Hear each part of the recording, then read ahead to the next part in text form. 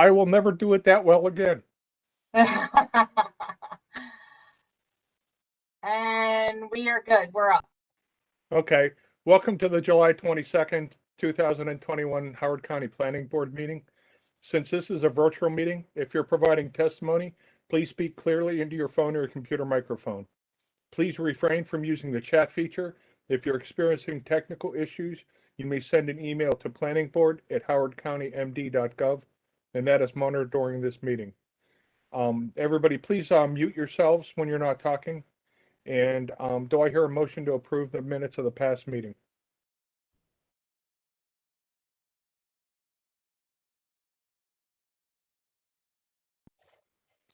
I move that we approve the minutes from the past virtual meeting. Thank you. Thank you, Kevin. Second? Second. Thank you, Tootie. All in favor? Aye. I think that's everybody. And so tonight we'll begin with SDP 21-001, Mangione Enterprises, and we'll begin with the staff presentation.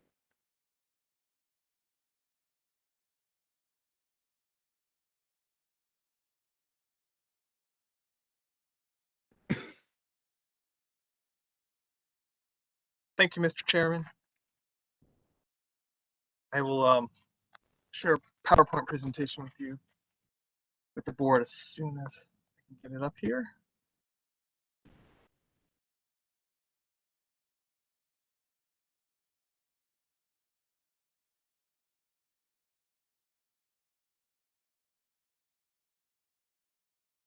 Oh, this is coming through just fine.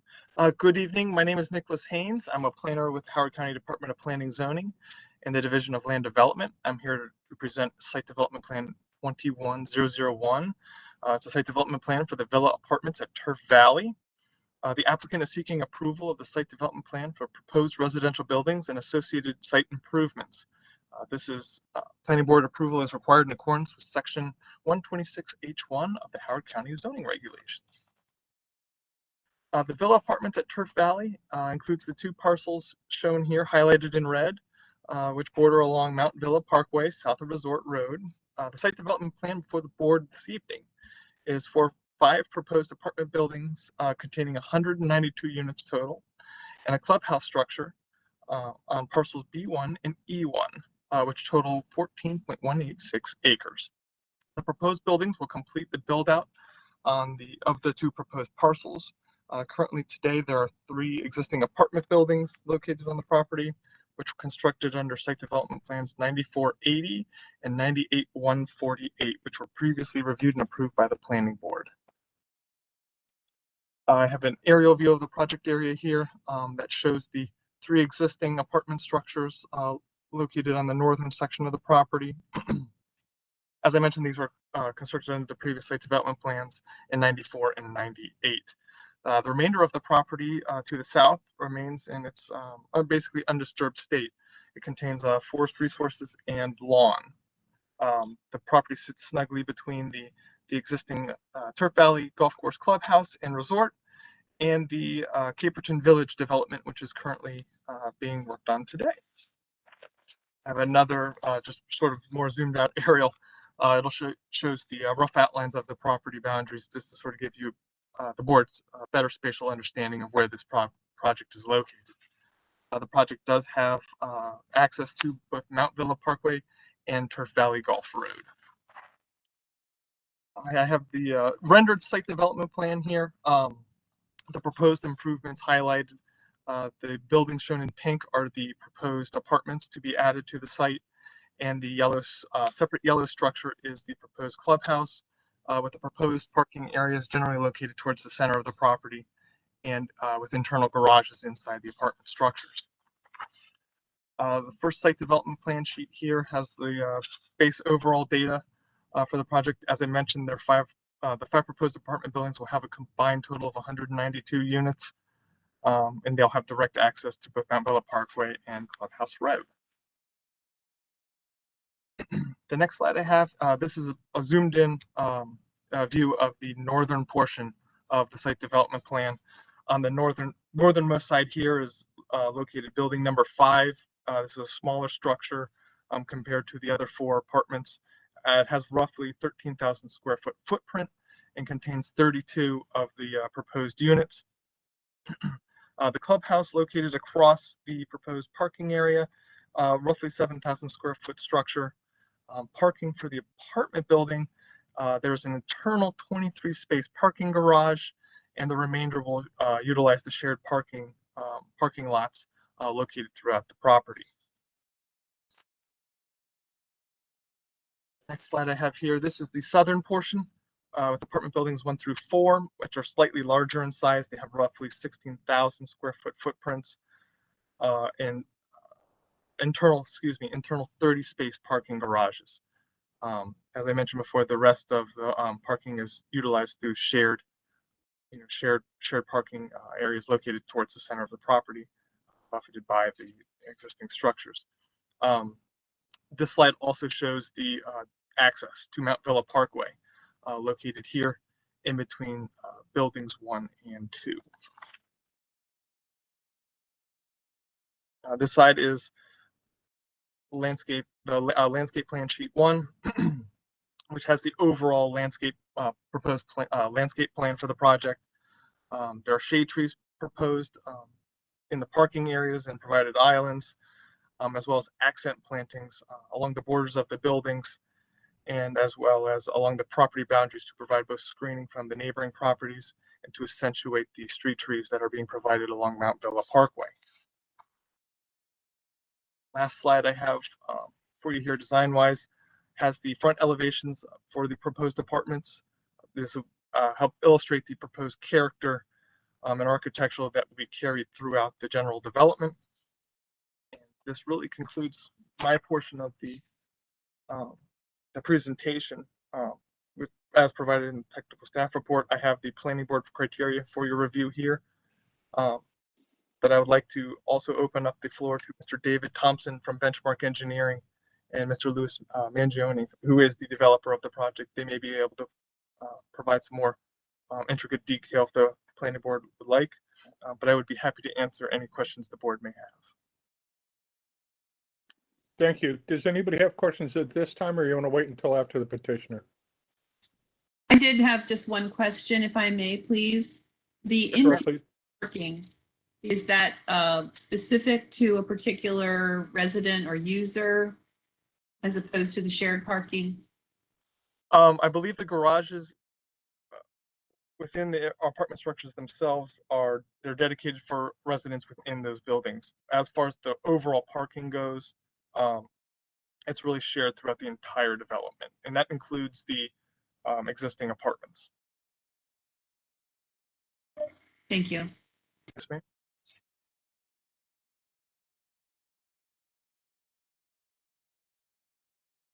Thank you. Anybody else? Ed, I had one question. Sure, go I was ahead. looking for this and I wasn't sure if I saw it. It's mostly vegetation on that hillside. That's all pre-approved though, as far as this development. That land was pre-approved to be built on. No concerns about what's being removed. Yes, sir.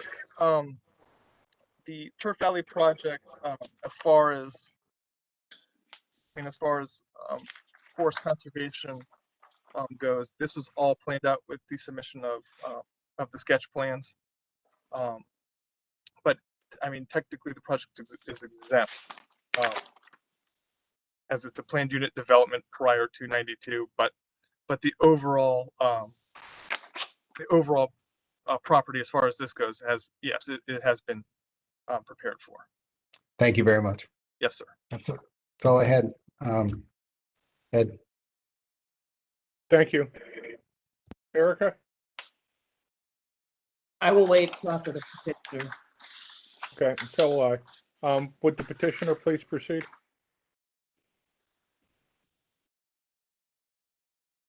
Is that me?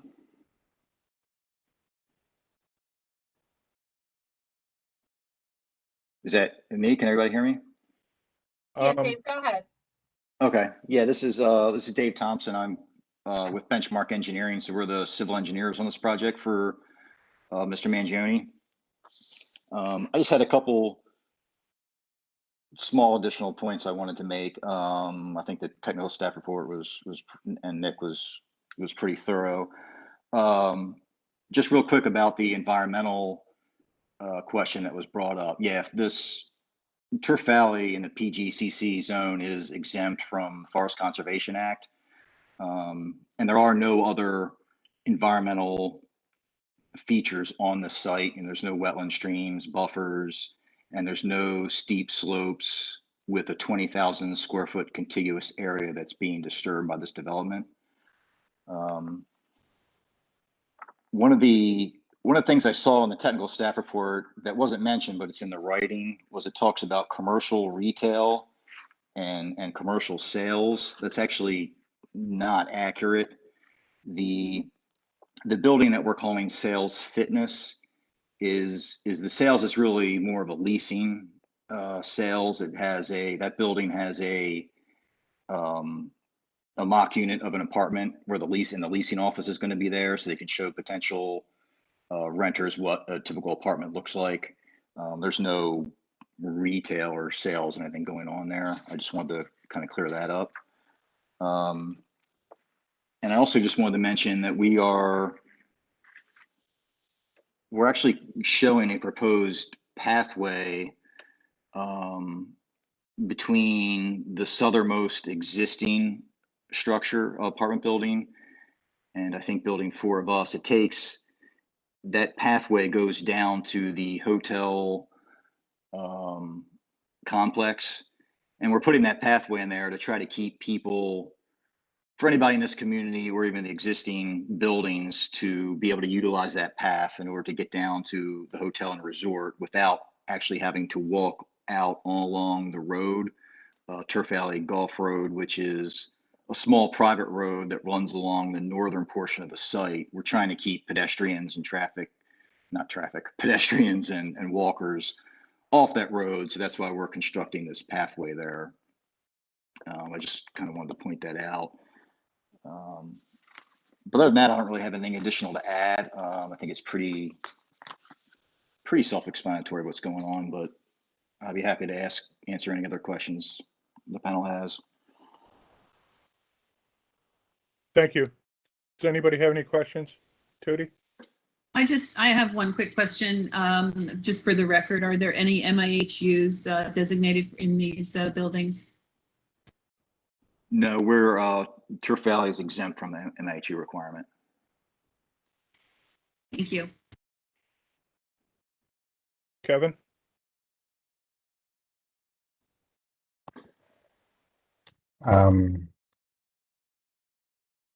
I believe at this point, yeah, I believe everything is very clear, very clear. Thank you. Thank you. Erica? Yes, to get some clarification in terms of parking, where would the designated handicap accessibility be based on these units? So they're actually shown on the plan. They're actually right in the center front of the buildings. Each building has each building has 3 spaces right out in front center of the building. There's also space within the parking garage of each building. And there's also spaces in front of the Sales Fitness Center. I think there's 2 spaces there. Yeah, there's 2 spaces in front of the Sales Fitness building. So I'm sorry, it was hard for me to read. So each unit would have 3 spaces for handicap accessibility? Correct. Each building, yes, has 3 spaces in the front, yes. Plus 1 in the garage.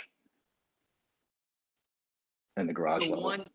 only 1 space in the garage? That's correct.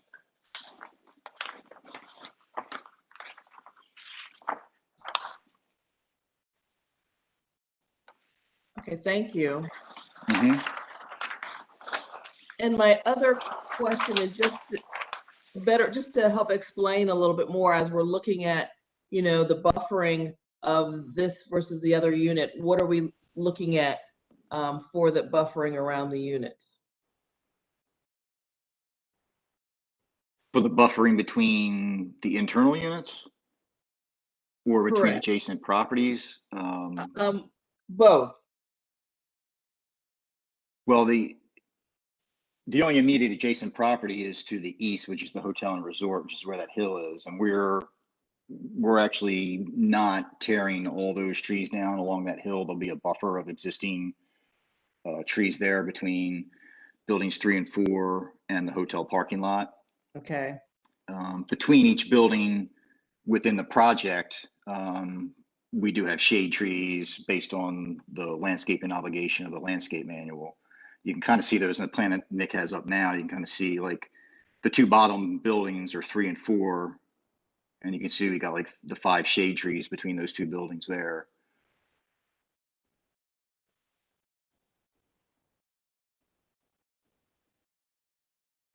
And then like along. Thank you. Yeah. No, thank you.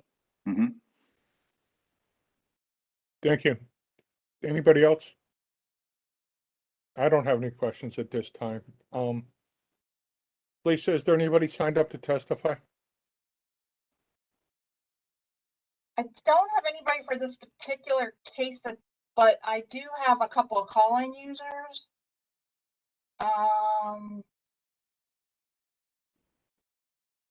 Okay, if you're a call-in user, I unmuted you. If you could state your name.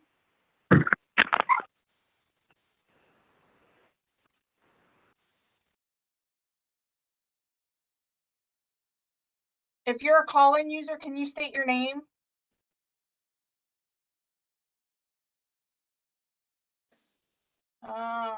Okay, I'm not getting it. One of them hung up. I don't know. The other one's not answering, so. Okay. And Miss.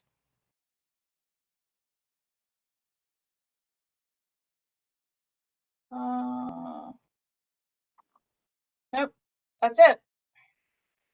Okay, and the petitioner doesn't, the petitioner is finished? You don't have anything more? Yeah, I don't have anything else to address. Okay, thank you. Would somebody like to make a motion to go to work session? I have a question first before Sure. we do that, if I may, please. Yes, yes, I please. guess this is for Mr. Haynes. Is it to code or talk to us? I do find it a little strange that there's only one space in the garage for handicap. And appreciate that question. Is that a minimum requirement that you have there for one space in the garage? Ma'am, so we have an overall parking requirement as far as the site goes. So we base our parking based on the uses provided on site. Each apartment generates, a certain number, and the applicant's required to meet that total number of spaces. Now, Sure. of those provided spaces, the ADA requires a certain number of handicap spaces, which is controlled by honestly licensing and permitting. I believe it's based on each building. Mr. Thompson may be able to elaborate a little bit further. He may be a little bit more familiar with specifically what the ADA requirements for each building are, but Thank you. Yeah, I can elaborate if I'm still unmuted. I can elaborate on that a little bit if you guys can still hear me. Yes, we can hear you. Okay. Yeah. So there's, based on the 2010 ADA manual, American Disabilities Act manual, we're required, the number of ADA spaces is based on the number of regular parking spaces required for each building. And we have a chart on the cover sheet of the SDP. So basically each building is required 4 ADA spaces. And so we've met the 4 per building by putting 3 on the outside and 1 in the garage level.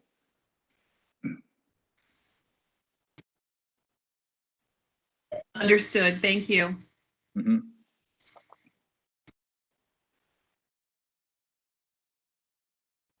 Thank you. Any other questions? Phil, I just thought of something. Please go ahead. Certainly. I did want to ask, the the location is high above the rest of the area. The grocery store and restaurants and things are down the hill. I was just wondering, since these are apartments, there's going to be a lot more individuals utilizing the walkways and paths and so on and so forth. I was just curious, as far as the simplest way for those folks to get to the grocery store if they did not want to take their car. So I can answer that. So the grocery store and the shopping center is actually farther west from the site. It's on the other side of that Caperton subdivision. I guess in the plan that's up now, the existing aerial, the shopping center is all the way on the far left of that page, and our site is more centered. So I believe there is an ultimate pathway being constructed on other plans. There's other development going on, the Caperton plans, and there's another development adjacent to Caperton that a path system or a pathway is to be constructed under those. So it is possible for residents of this development to cross Mount Villa Parkway and utilize that path system over to that shopping center. So they would not have to walk along Resort Road. Great. I was going to say it's fairly narrow and for bicyclists and for pedestrians, people Yeah. pushing strollers, not that convenient. All right. As long as it's being thought of, that's great. Thank you very much. Mhm. Thank you. Would someone like to make a motion? I move we go into work session. Thank you, Kevin. Second. Thank you, Tootie. All those in favor? Aye. Aye. Okay, we're now in work session. Kevin, would you like to start? Yes, the plans were very, very thorough. The information that was provided to us gave enough information. It truly seems that this particular apartment section was already pre-planned, putting in the 3 buildings, and the additional space is there. They're not disrupting forests and so on. So I have no problems with this particular plan. It looks like it's well thought out. Thank you, Kevin. Erica? Taking a look at the criteria, I do feel pretty good with the plan that's been laid before me. I will address, though, terms of parking as one of the credentials, and I know we have, there's different parameters. I am still a little concerned about the limited handicapped parking, if that even could be put into, some type of in the motion or something like that, just especially with the garage, just to have one. It's just of concern. Other than that, I feel pretty good based on the criteria. Okay, thank you. Tootie? I believe that the project should certainly move forward. But I do agree, Mr. Roberts, that I don't, if it's at all possible, we might make the suggestion as it moves forward that there should be maybe a realignment of the handicap parking under the garage, realizing they're limited to 4 spaces per unit apartment building. Maybe just adjust the numbers and have 1 or 2 more spaces available under the in the garage would be my suggestion as well. Okay, thank you. Kevin, do you have anything else? That is it. Erica, would you like to make a motion? Oh, I'm sorry. And because this is a continuation of other plans that we have seen, and the material that's presented, it's in line with the regulations that we've seen, and so I have no issues. So, Erica, if you'd like to make a motion. Sure, Mr. Coleman. I motion that we approve STP 21001 as presented, with thought in terms of reevaluation of a few additional parking spaces in the garage. Handicap spots in the Yes. garage. Thank you. Handicap parking spaces in the garage. Or is the actually accessible? Is accessible the correct term now? Well, I think we want to be clear that we're not asking for more than the 4 required, but we would ask that perhaps they give consideration to adjusting the number in the garage, increasing the Correct. number. Yeah, terrific. So the motion would be to approve the SDP and have them evaluate putting more accessible parking in the parking garage. No, just that- more, not over and above the 4 spaces, just giving consideration, adding the 4 spaces, adding more in the garage. Okay. I thought that's what I said. Benny, can we have a second? Second. Thank you, Kevin. All in favor? Aye. Aye. Okay, so it passes unanimously. And then next on our agenda is Maple Lawn. It's ZB 1127M, Maple Lawn Farms. And this is a continuation from the July 8th meeting. And we're going to start with testimony. I just wanted to make the distinction that the type of meetings that are prescribed, this is a meeting and not a hearing. And the time limits that will apply to meetings, we have to abide by. And the type of meeting is actually specified in the zoning regulations. And then if you look at the agenda, it also says that this falls under section 1.108 of our rules of procedures. And what our role here is tonight is we're making a recommendation to the zoning board. So it's an advisory role, and under the rules of procedure, section 1.108. And each speaker, when your name is called, please state your name and your address for the record. But because you're providing testimony, you're not actually being sworn in. And testimony differs a little bit in evidence that would fall under if this was a different meeting type. So with that, I think we're ready to begin.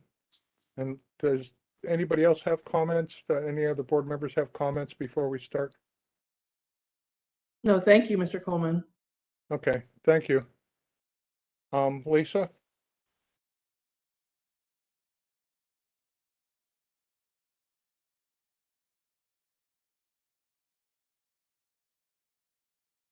Okay, so we have Mr.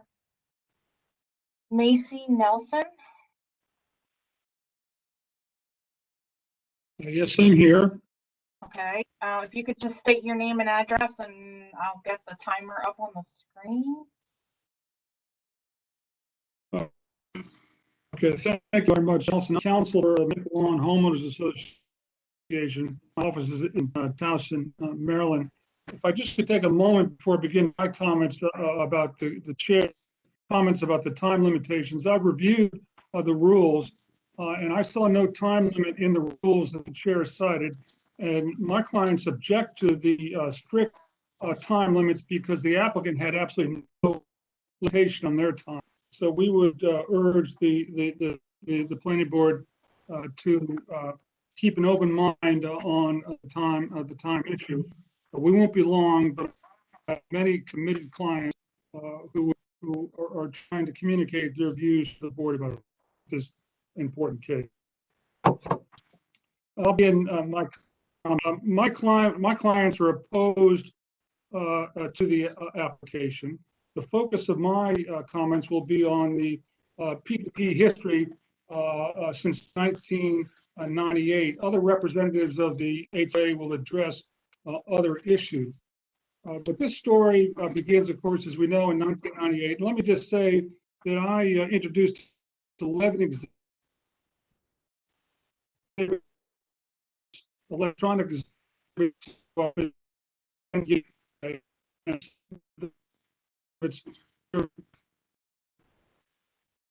Mr. first application. Nelson, you're breaking up.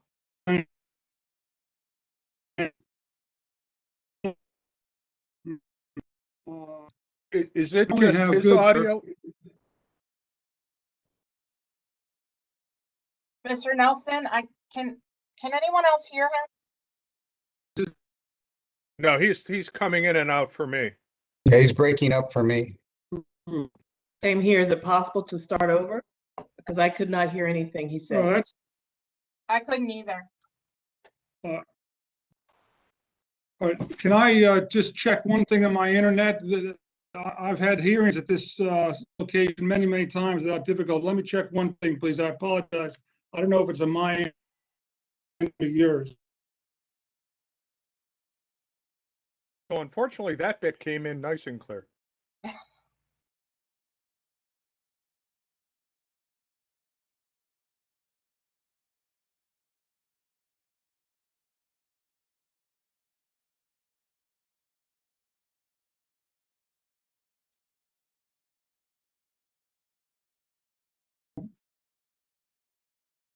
Kenny, is this better or is it the same? Well, I heard that part. Would you like to try and call in to make it so it would be clearer, or? I'm happy that if you think that would be, yeah, preferable. What number?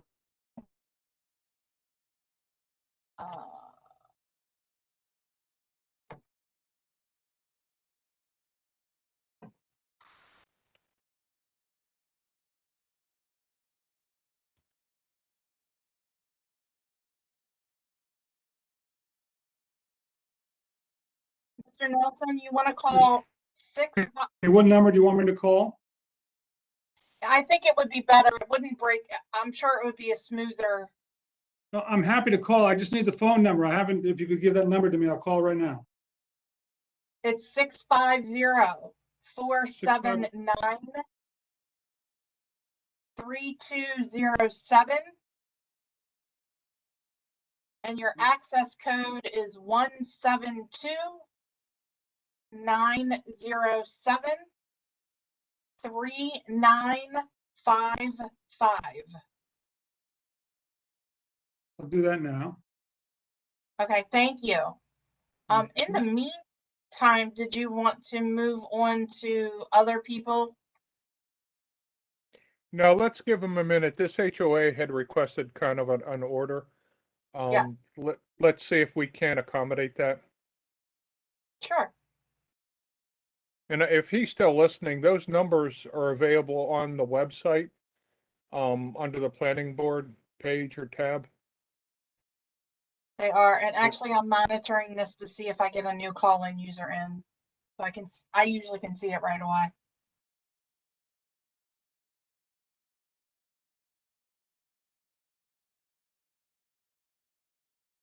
Enter your attendee ID number, followed by pound. Not know your attendee number. If that's him, he's going to have to mute one of his mics. Mr. Macy, can you please mute your computer? I just muted it. And you might want to take your phone off speaker.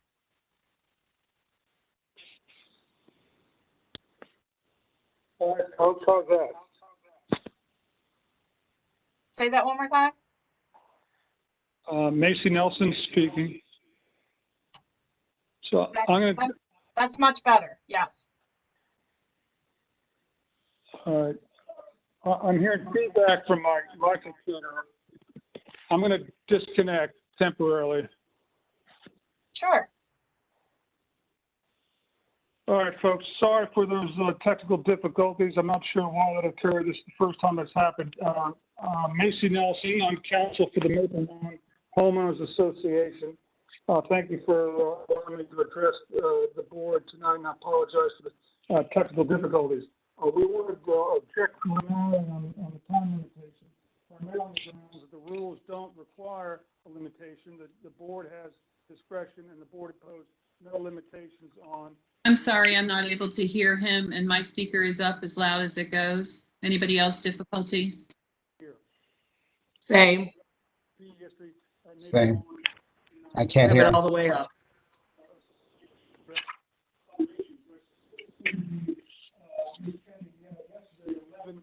Digital exhibits to which I'll cite during the course. Is he talking? Mr. Nelson, can you turn up the volume on your phone? Can apply for a preliminary development plan for the MXD district. The applicant sought an overall. Mr. Nelson, we're not hearing you. 32 of those lots for the old farm district.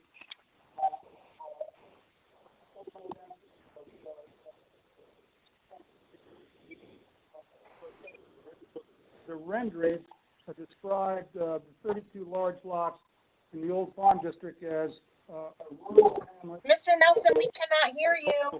Like nature.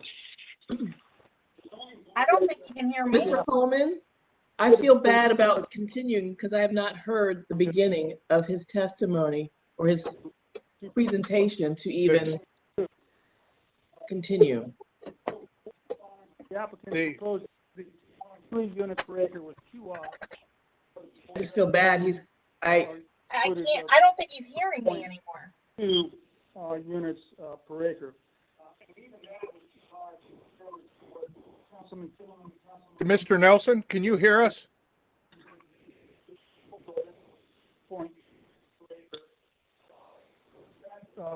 Density would be more compatible. The who is the president of the HOA? That is Aaron. Can you unmute him if he's available? Hi, this is Aaron Casagrande. I'm actually I'm texting Macy. I'm trying to give him a phone call and I've shot him an email as well. That's where I was going. I was hoping you had a second channel to contact him.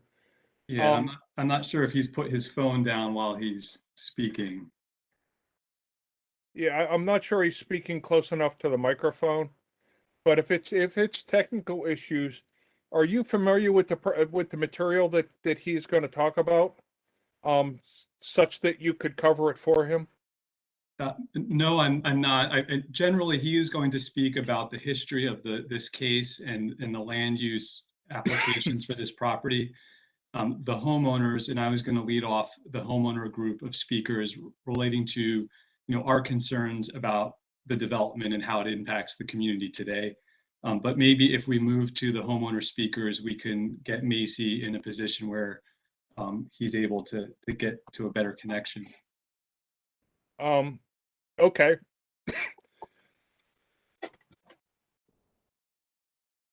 So would you have been the second speaker on the list?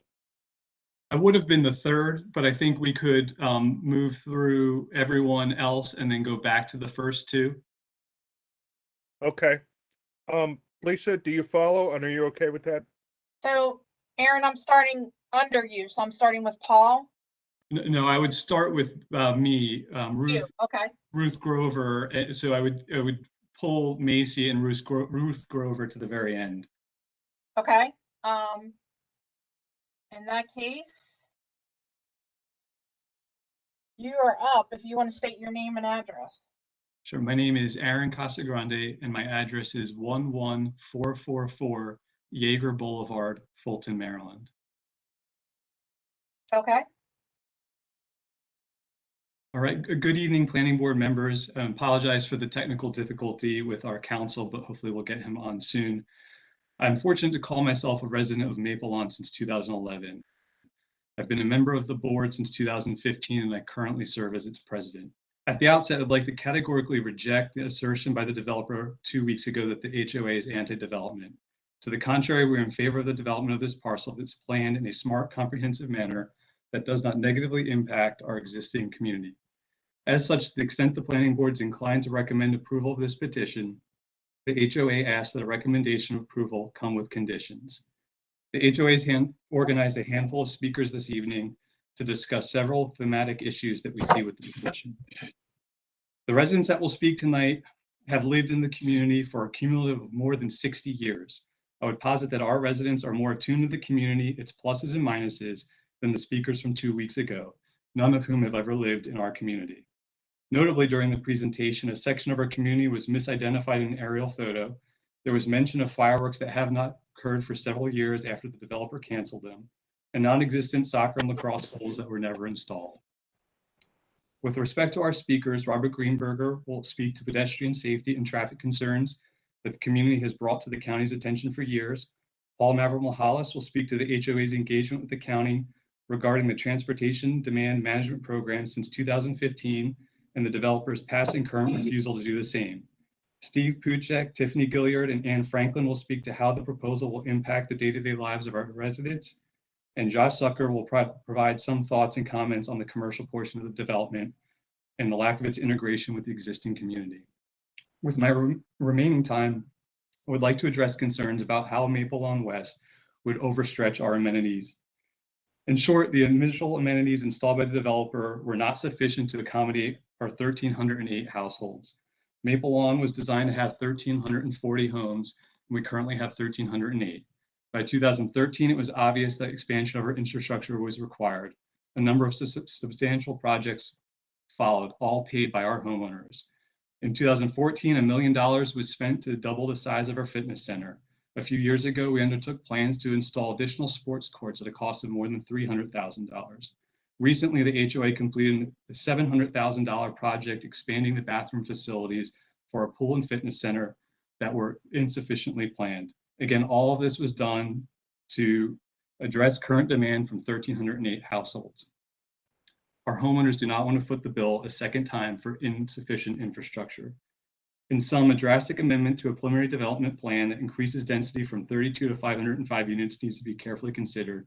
The HOA asks that if the planning board recommends approval, one of the conditions opposed is that Maple Lawn West cannot be developed as part of the existing community unless the developer and the HOA reach an agreement on the plan to integrate the two communities. Thank you for your time and consideration.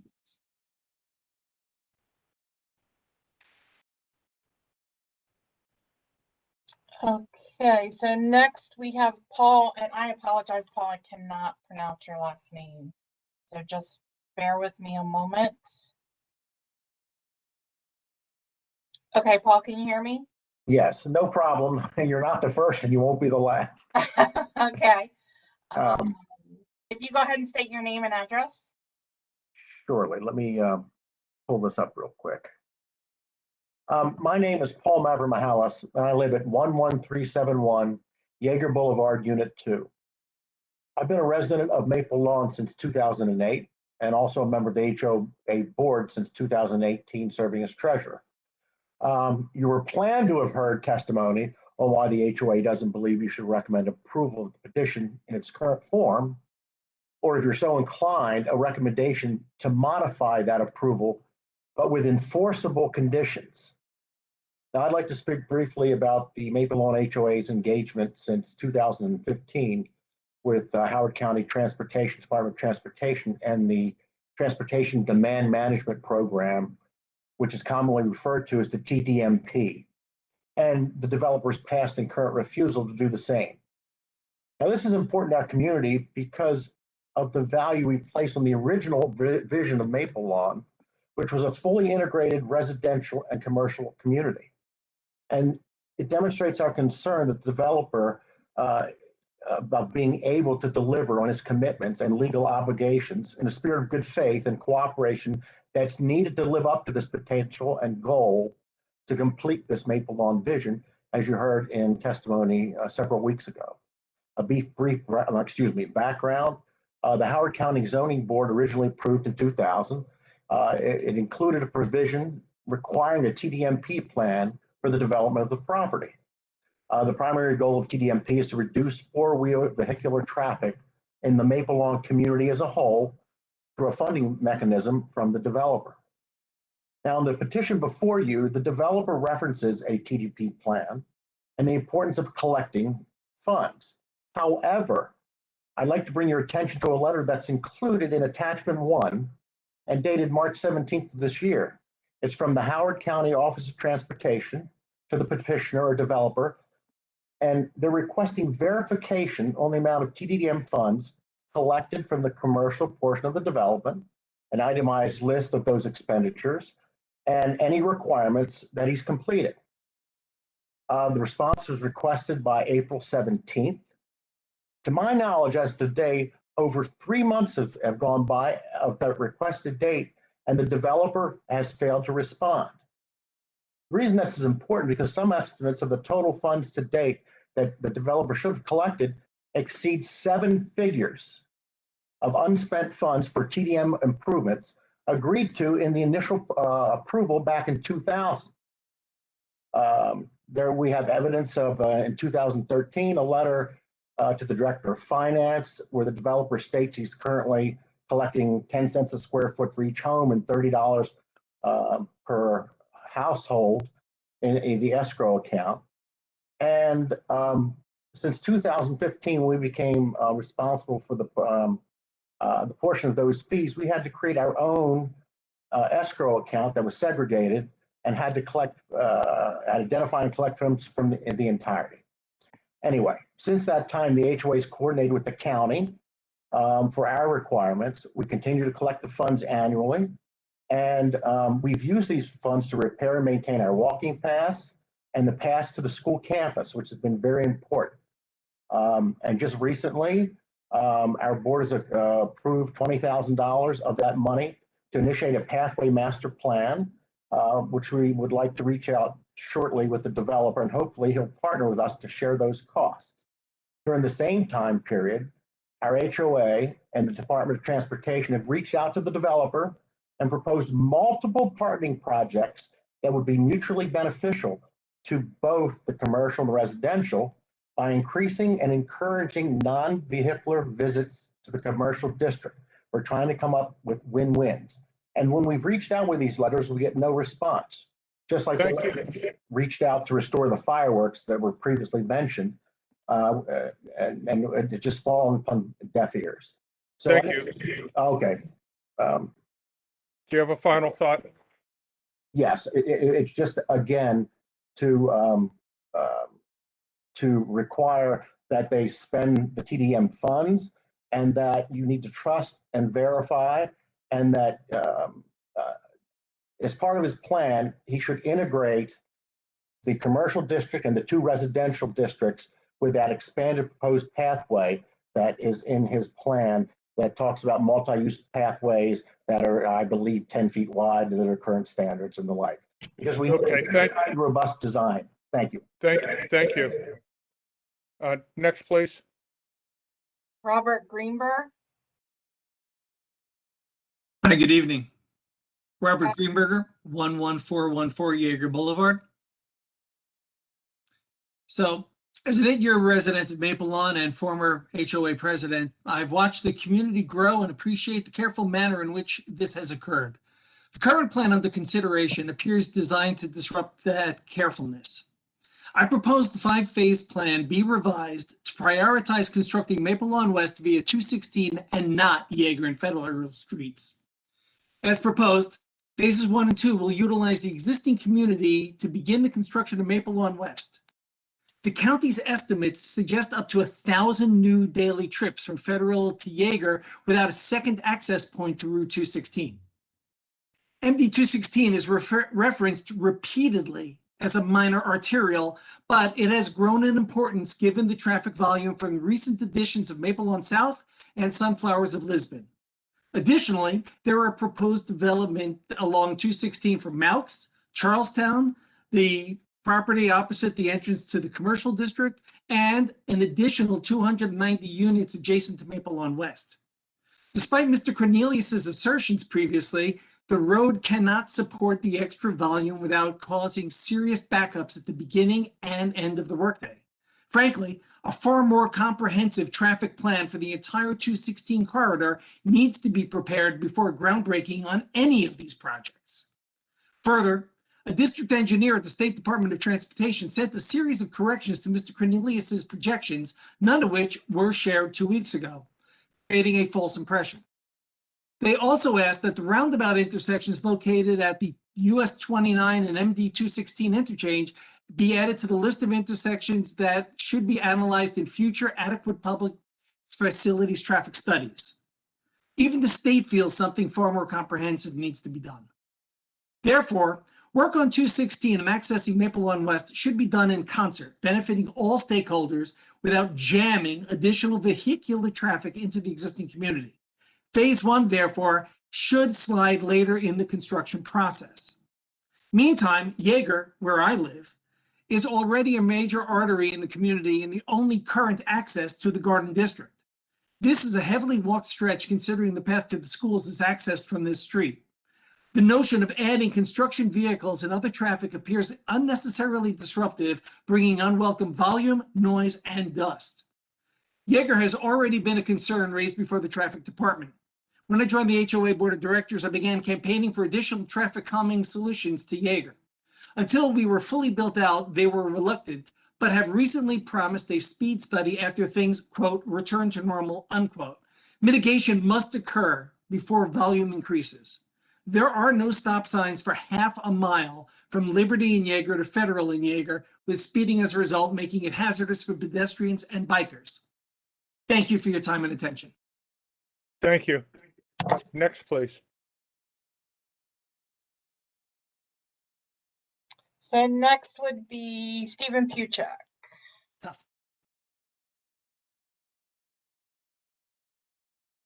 Mr. Puchek, can you hear me? Yes, can you hear me now? I can. Can you just state your name and address? Okay. Yes, Stephen Puchek. I live at 7518 Carpenter Street. And before I just get started, I wanted to make sure I had submitted a written testimony that was an individual testimony. I apologize for its length, but it did have a number of very important points I wanted to make. What I am speaking for today is for the Maple Lawn HOA group, and they should be considered separately. Check. Yes. Okay. I did My name forward is that to Stephen the board Puchek. members. Oh, excellent. Okay, thank you. I just want to make sure that I'm keeping my ducks in a row. My name is Stephen Puchek. I led the Maple Lawn School Unity Action Group during the most recent HCPSS redistricting. I've provided while HCPSS has provided comments, they only stated what the current situation is, not what the impact 505 added housing units will have on school overcapacity. Per the 2021 feasibility study, Fulton Elementary will continue to reduce capacity to 719 students in 2021. Even with the conservative ACFO rated capacity of 757, Fulton is projected to be above 113% capacity. Limekiln will inherit this overcapacity when the proposed development starts. Reservoir is currently and projected to be one of the most overcrowded high schools in Howard County. I understand that these are HCPSS issues, and redistricting for new schools should alleviate this, but it will not be enough. The fiscal impact analysis provides student yields for new housing, but even Dr. Chow Wu and Vicky Cotronio of the Board of Education have done research indicating this wildly underestimates student yields. Even with the underestimated student yields, Fulton will be over 125% and Reservoir over 130%. HCPSS alone cannot mitigate this. They need the planning and zoning boards to preempt this by tempering the petitioner's desires and request for excessively high density development. The petitioner testified that they care about the community. However, during redistricting, the petitioner refused to support the Maple Lawn residents' desire to remain one community. Our group reached out to the petitioner, and the reported response was this was a, quote, no-win situation, and that the petitioner was concerned with, quote, getting burned. At the least, this brings into question their commitment to the actual Maple Lawn community and illustrates that this is more about maximizing revenue regardless of the impact to the community or Howard County. I feel it is well within the board's purview to consider the multiple other developments in the area. Milk producers, Paddock Point, Maple Lawn South, all alone will add over 1,500 housing units to the southeast. This petition is requesting a more than 33% increase for a total of more than 2,000 housing units. This is an untenable number of students to add to an area where no additional school sites exist, even with redistricting. At the most, the petitioner should be reducing the exceptionally high density in this petition. Taken by district, Midtown West has 4.95 units per net residential acre, while Garden has 3.76. The petition is calling for 6.45 units per net acre. The petition density is excessive, and despite the petitioner's claim, fully debunked in my other written testimony, this is clearly high density. Reducing the density is the least the planning board should require to alleviate the school capacity issues in the coming decade. There are major factual and numerical errors and discrepancies within this petition, and this planning board should reject it as written. The area will be developed, I understand that, but without major or proper contingencies, conditions, and provisions, the petition as it stands will create major issues for the county for years to come. I urge you to require them to change the petition. Thank you. Thank you. Next, please. Tiffany Gilliard. I'm here. Okay, if you could state your name and address, please. Yes, Tiffany Gilliard, 7819 Early Morning Street, Fulton, Maryland, 20759. Okay. Good evening. I'm Tiffany Gilliard. My family and I have been residents of Maple Lawn since 2019. Maple Lawn appealed to us because of the diversity, the quality of life, and the close community feel. As parents of a rising kindergartner, my husband and I made the calculated move to a county that was lauded for the stellar public education offered. We did our research and we were impressed that almost 60% of the county budget was allocated for education. We believed that we had discovered the unicorn of livable communities. With the neighborhood elementary school just blocks away, we bought bikes and enjoyed parking our cars and pedaling to the grocery store, music lessons, and family dinners at nearby restaurants. We looked forward to the day when our son could ride his bike to school. And then we met the registrar at Fulton Elementary, who hastily told us that she was a bit stressed because there were so many new students. We spoke with the incoming principal, who shared that the class assignments were pending because they were adding another kindergarten class to accommodate the amazing swell they were experiencing. And we chatted with neighbors who shared that they were concerned about the overcrowded middle and high schools. Yet still we were excited. While we were a part of this swell of new residents, we were not pleased to know that our son would be one of 100 kindergartners. His classroom alone had 24 students and 1 teacher. I'd like to note that the national average public school ratio is 16-1. In the 2019-2020 school year, Fulton Elementary housed 1,000 students, maxing out the facilities and the resources. While attending a PTA meeting, I learned that the annual school programs had to be minimized and parent involvement limited because of the overcapacity. It has been noted that the school is already at maximum capacity. Yet if the current proposal is approved, they estimate it could add another 160 to the head count. Students cannot adequately learn or be prepared academically when teachers are pulled thin due to sheer numbers. Have you yourself ever been in a classroom with 20+ 6-year-olds? This past academic year, we made the decision to move our child into a private school, a school that resembles what Fulton Elementary was just a few short years ago. Small to moderate class sizes, community engagement, and blue ribbon academics.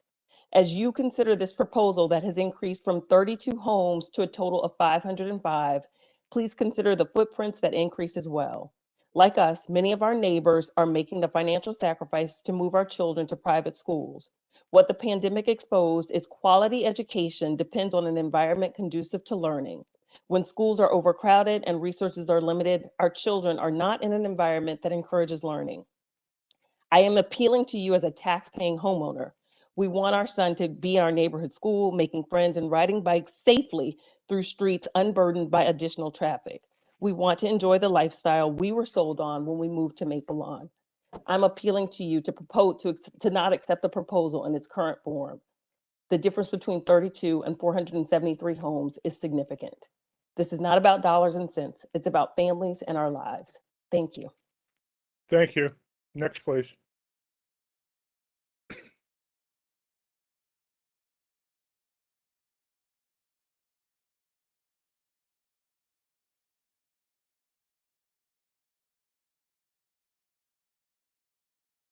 Josh Zucker. Hi. Sorry. I'm actually making you a presenter so you can use your slides. Okay, great. And that's so okay. You can go ahead. I see the presenter up. I'm gonna use the slides when they come naturally, or should I just put them up now? I would put them up now just to have them up. I'll do up later because then it'll show my speech rather than the slides because that's what I'm reading from. Oh, okay. Okay. All right. Just go ahead and state your name and address. Okay. My name is Josh Zucker, 7665 Midtown Road, Fulton, Maryland, 20759. For 5 years, I served on this board, and for 2 years was its chairperson. I also happen to be the 90th resident of Maple Lawn. I love living there. Except for college and law school, I've always lived in Howard County. For the past 6 years, I've served on the county's Spending Affordability Committee, and for the last few months, I've worked on the Missing Middle Task Force for the county's general plan. I understand development and housing policy in this county. I understand we need it. I understand we need more of it. I personally want more development. I love having new neighbors. I'm not here in any way to say not in my backyard. I'm here because I want to say I want my backyard better. Yes, in my backyard. In law school, I lived in a leafy urban neighborhood where I didn't need a car for anything. We moved to Maple Lawn for that reason. I wanted to come back to Howard County and live in a diverse, walkable community developed as a traditional neighborhood. As Mr. Greenbaum said in his testimony, that was the promise of Maple Lawn. It's what was promised the county in over 100 hours of testimony and months of litigation. Unfortunately, what was envisioned by Mr. Greenbaum's father and presented in his testimony last week have not come to pass. Let me show you just a couple slides that I sent to the committee, to the board last week. This is the one, I don't want to go through everything because my time is limited, but I went back to 2015, basically just looked at the amount of extra parking in the business district.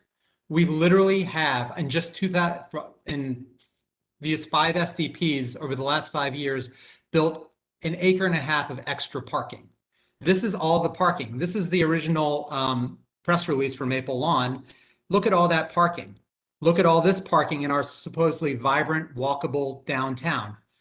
Again, more parking, parking, parking. And this right here is Maple Lawn Boulevard, where people regularly go 45 miles an hour, even though it was set up or signed as 25 miles an hour. This is not walkable. This is not traditional neighborhood development. As I said at the outset, I sat where you sit. So many times I was told that I had to shelve my personal opinions on development and only judge based on the narrowest of criteria. I was cowed. The problem is that was not true. In reality, you serve on this board to govern. You have 3 options tonight in sending this plan along. Either approve it, make a recommendation for denial, or make a recommendation that it needs to have massive change. At minimum, this plan needs change. I want new neighbors in my community. I want MIHU. I want people and growth and vibrancy. This plan will not get us there. Maple Lawn, in fact, falls far, far short of those goals. It is not walkable. It is a missed opportunity. But most importantly, Maple Lawn West is the last opportunity this county has to correct the problems with this development. Do not look at this development in just the vacuum of Maple Lawn West. Look at Maple Lawn in its entirety.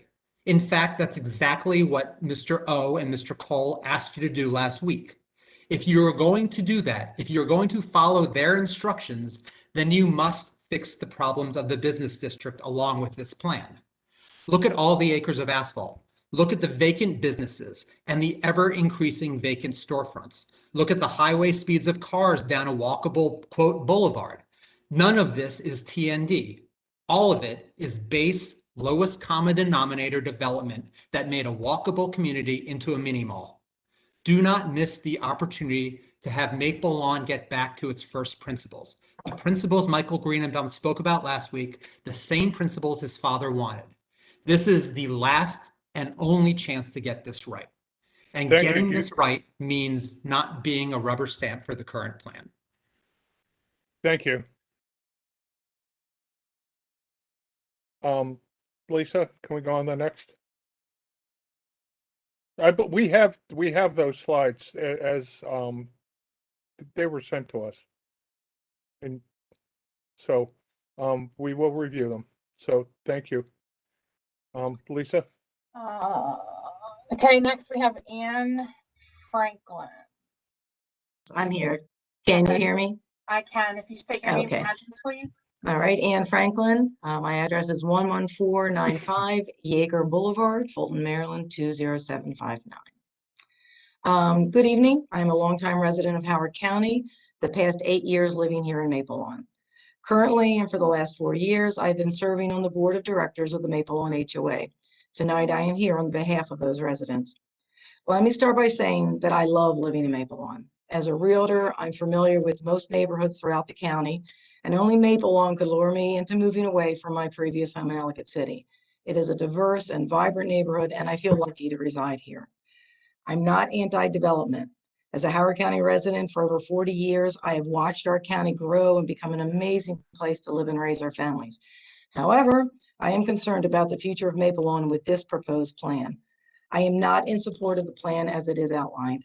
Why provide access by connecting the road into an already established and well-designed neighborhood where the roads, the public spaces, amenities, and budget are designed around the existing 1,300 homes? It worked for that number of residents, not for 1,800. Crossing into Maple Lawn not only will disrupt the wildlife ecosystem of the Hammond Branch, but also will disrupt the ecosystem of our neighborhood. The integration of 32 homes has always been considered when we studied improvements and additions to our community. That would have a neutral impact on our community and environment. Clearly, the integration of 500 units would have a negative impact on our facilities and roads. Your website states that your goal is development of safe, healthy, equitable, connected, and sustained communities. This plan does not seem to bear out that goal. The current road conditions have been poorly thought out. Today, sadly, the traffic on Yeager Boulevard is an accident waiting to happen. I live on Yeager Boulevard, and I am very aware of the problem we have with people speeding on that street, a street that is used by many children walking to school. The current plan will only exacerbate these problems. The safety of our children is at stake here. One of your stated goals is to ensure safety for all residents, and this plan, if allowed, surely will not provide that to our residents here in Maple Lawn. If developing without the connection to Federal Street and directly into Maple Lawn is a more burdensome and a more expensive process for the developer, then that is a burden that the developer must bear.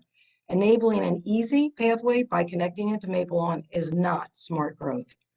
I ask you to please consider all of these points that you have been presented to you tonight and stay in line with your stated mandate to respect individual rights and protect the county's natural environment, historical integrity, and character. So thank you for your time, and please, please get this right. Thank you. Next, please. Okay, I'm gonna go back and try Mr. Nelson again. Hopefully. Mr. Nelson, are you there? Good evening. I'm here. Can you hear me? I can hear you quite well, actually. Good. Not sure what happened there. I rebooted.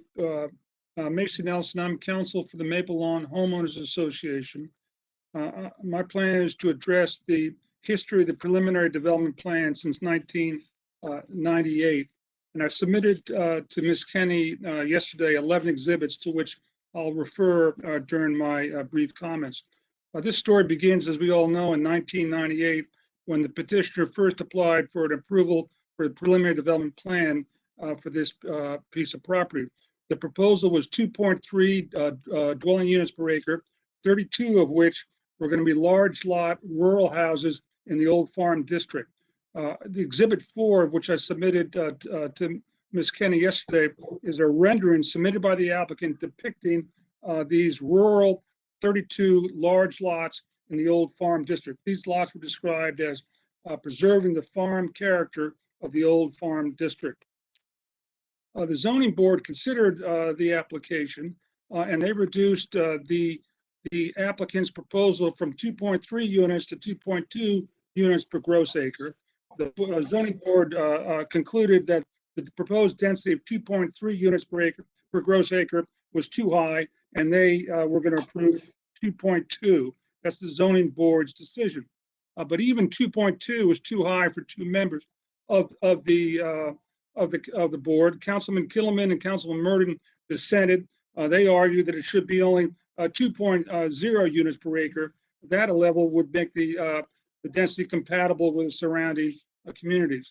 So the project was approved for 2.2 in the year 2000. That was the status quo for 4 years when the applicant came back with a second amended application. Here they proposed an additional 518 dwelling units, including 242 in the old farm district, for an overall ratio of 2.7 units per acre. The planning board recommended disapproval. Let me just read from the planning board's recommendation. The board found that the old farm amendments to be too dense to be compatible with the surrounding communities and did not provide for an adequate transition as specified in the original PDP. Planning board recommended that disapproval. Zoning board reviewed the application carefully in 2005. In 2005, the minutes for the work session made clear that the zoning board thought that the increase was in density was too high, and they were not comfortable with it, didn't want to do it.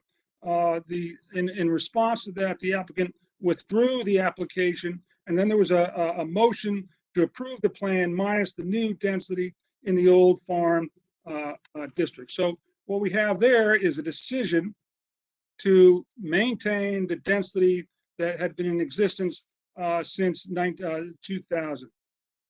Now here we are in 2021, the applicant has come back and has suggested an additional 473 dwelling units in the old farm district. This is more than they asked for in 2000, more than they asked for in 2004, and we're urging you to recommend disapproval. There are two legal reasons, in my view, why you should disapprove. The first recommend disapproval is the first reason is a reason not addressed by technical staff. Section 127.0.d883 talks about when you can increase the density, the rural density, the residential density. What it says is that if you are going to revise the permitted uses in a certain land use area, and here the revised uses are being changed from single family detached to single family attached and apartment buildings. But if you want to make that change to the permitted use, you cannot change the density of the residential development, and you can't change the land use designation. Here, the applicant is proposing to change both the land use designation and increase the density of the residential development. That is a legal threshold reason as to why this board should recommend disapproval. Then even getting beyond that, if you look at the criteria recited by technical staff at 127.0.d7, one of the big themes of these regulations is compatibility with a vicinal property.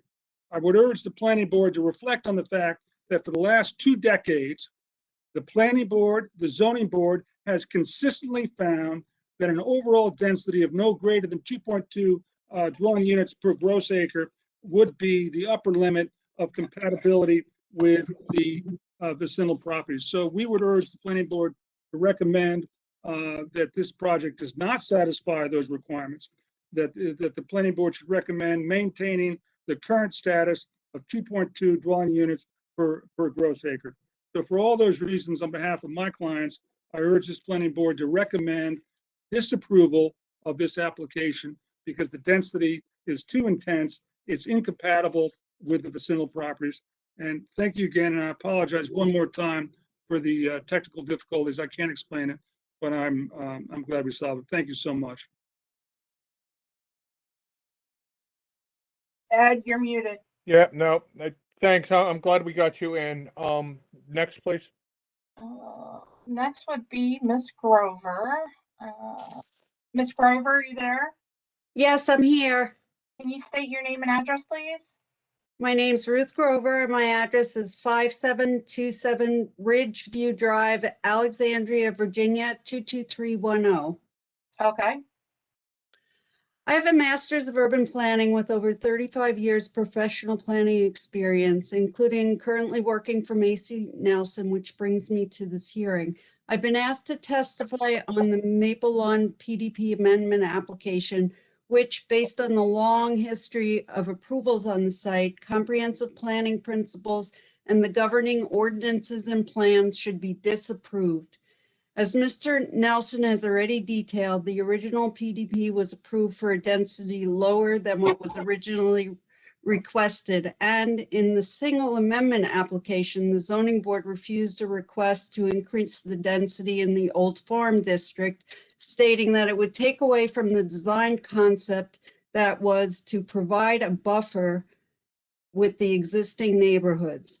The current application again seeks to increase density of the Old Farm District and increase the dwelling unit types to include smaller lot, single-family detached townhouses and apartments, and increase overall residential density from 2.2 to 3 units per acre, and increasing the maximum allowable density for the single-family detached from 2.8 to 4.3 units per acre. These are new residential land use types, which, if introduced, would markedly affect the land use fabric of the development. Pre-planned developments such as Maple Lawn Farms have a rich history dating back to the 19th century and the garden cities of Ebenezer, Howard, and England, where the goal was to develop a superior place to live. This planning theory and reality was brought to the United States and can be seen locally in the greater Washington, D.C. area, in the post-Depression era town of Greenbelt, Maryland, and the new towns of private enterprise such as Columbia, Maryland, and Reston, Virginia, where land uses, densities, amenities, and facilities were carefully planned to provide a founding concept and a land use fabric for the development, which all future amendments of plans should support. Rather, this amendment would undermine the founding concept to create a thriving community that offered the ability to work and shop near where one resides. Increasing the density and intensity of the residential use while reducing retail square footage will serve to create more demands on county resources and give less to existing residents in the community, exacerbating existing problems with the lack of vitality in the business district. As stated on page 142 of Plan Howard 2030, as the county is faced with redevelopment opportunities, that it be contextually sensitive in terms of uses, intensity, heights, setbacks, and design in order to be compatible with surrounding existing development. In this way, the new development would give homage to its context and be compatible with the surrounding agrarian and residential land use to the west of the subject site. The original plan for the project with low-density, single-family detached residential units on the western end served this vision. The requested amendments do not. The requested amendments are a first step in a series of approvals that will have to be undertaken before the project can go to construction and will set precedent for undermining the planning concept for the project as it moves forward through the major subdivision approval, a final plan, and a site development plan process. Good planning Do you have a final thought, please? Yes, I think this project is contrary to all the evaluation criteria that are being applied and should be disapproved. Thank you for your time. Thank you. You're welcome.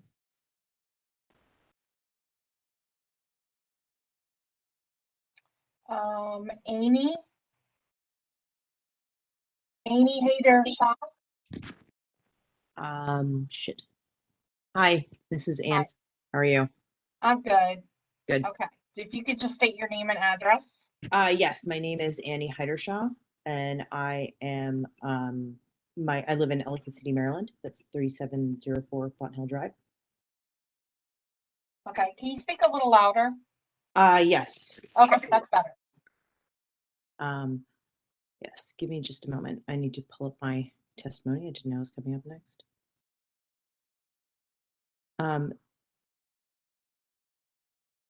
I wanted to share a personal story about Maple Lawn. I have watched the Maple Lawn project for many years. I've lived in Howard County since 2000. It is the planned community that I've seen. I'm impressed with. I have noticed that the commercial area is currently underutilized, and in support of the commercial district and the restaurants and other real estate, other folks in that area, I'd like to say that I am in support of the neighborhood in Maple Lawn West. I am also in support of the MIHU project in the apartments that are there. I think that as a mixed housing combination of single family and attached homes is important, I also think that the apartments that will be there are especially critical to the varied housing style and price points in the neighborhood. As a result, I think it increases the necessary infrastructure and adaptation of the community to increase the density and help the the commercial area thrive. Thank you. Thank you. Next, please. Alan Schneider. Mr. Schneider, can you hear me? Yes, thank you very much. My please name is state your Alan name and Schneider. address? Pardon? Go ahead and state your name and address, please. My name is Alan Schneider. I live at 12598 State Route 108, and I frequently visit the Fulton area. I am very, very surprised, and I'm just worried that the planning board could actually approve or consider approving a project of this size at this time. There are many, many unknown factors that you really need to know about, and one of them is whether or not there's any enough sewer waste for this proposal. And then you've also got the 5 stages, which go into about 10 years. So we're looking at a huge development here, and you really need to have infrastructure first before additional development. And in other counties, I know that the infrastructure is paid for by the developers rather than by the citizens. For example, in Prince George's County. So you have some more information about that. Your goal here, I think, has been stated before, is planning ahead. And we already know that the 2 schools there in that area already have 7 and 9 temporary trailers. So what's going to happen to the schools? Something needs to be actually planned for exactly. And same with the highway system. You really have some very, very serious concerns here that need to be considered before going forward. We also know, as has been stated before, that in this area, within 3 miles of that State Route 216, you've got another, I believe it is 1,500 units. So we've got to take this in consideration of the development in that area. And this looks more like comprehensive zoning looking forward. And the comprehensive zoning is now going forward with the HOCO by design. So we don't want to get ahead of ourselves without having a good plan, and that is one of your responsibilities. So I would really like to know how you're going to find out all of these unknown details and who pays for the infrastructure and what should be done in advance and known in advance. And I think that commitments and promises and binding covenants are absolutely essential. So those are several of my comments, and I know that other people have provided more details, and I'm very, very opposed to going forward at this time. There really needs to be a moratorium on any development at this time before infrastructure is actually undertaken to resolve overcrowding in schools and highway congestion. Thank you very much. Thank you. Next, please.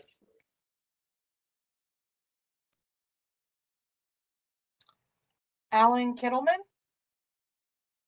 Can you hear me? I can. Can you go ahead and state your name and address, please? Sure. Alan Kittleman, 3030 Kittleman Lane, West Friendship, Maryland. I'm testifying today as a citizen, and I first want to say I appreciate what the residents of Maple Lawn and their council have done. They've addressed the criteria very, very well. I'm going to be looking at a bigger picture here. I was a zoning board member from 1998 to 2004. I participated in the original zoning board case on Maple Lawn. In fact, I was the only member of the zoning board to personally attend every one of the hearings and work sessions. 34 nights of hearings over a year. And I can provide you with a unique perspective of what occurred in 2000 and how it relates to the current proposal. I was one, as you heard Mr. Nelson say, of 2 zoning board members who voted against the Maple Lawn project.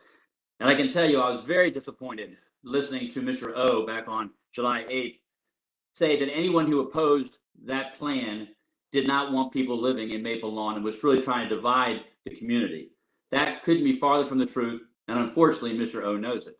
As Mr. Nelson said, Mr. Murda and I gave a dissent, and we had an alternative proposal, which only reduced it from 2.2 dwelling units per acre down to 2.0, making it more compatible with the surrounding communities. So clearly, I like Maple Lawn. I think it's a great community, but I think we need to make sure that people understand the truth.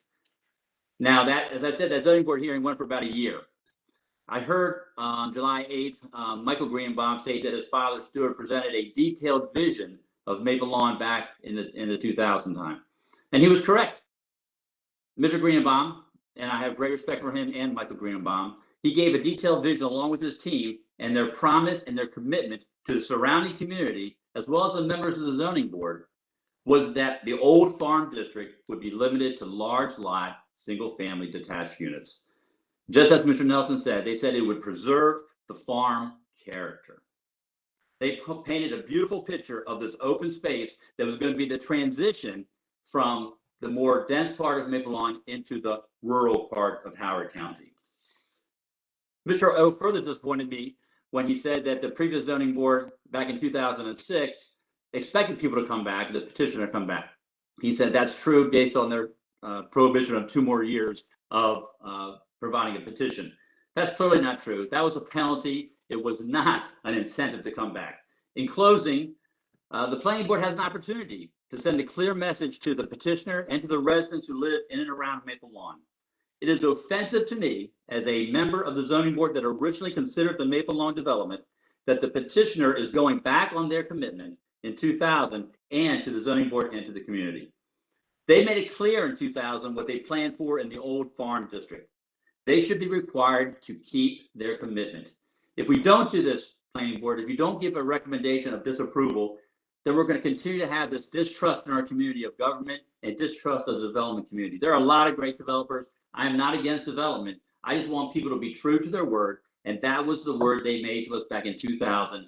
And as Mr. Nelson said, all the zoning boards and the planning board since then have tried to keep it at 2.2 dwelling units per acre. And I think that the planning board should make the same recommendation. Please recommend disapproval to the zoning board. Thank you very much.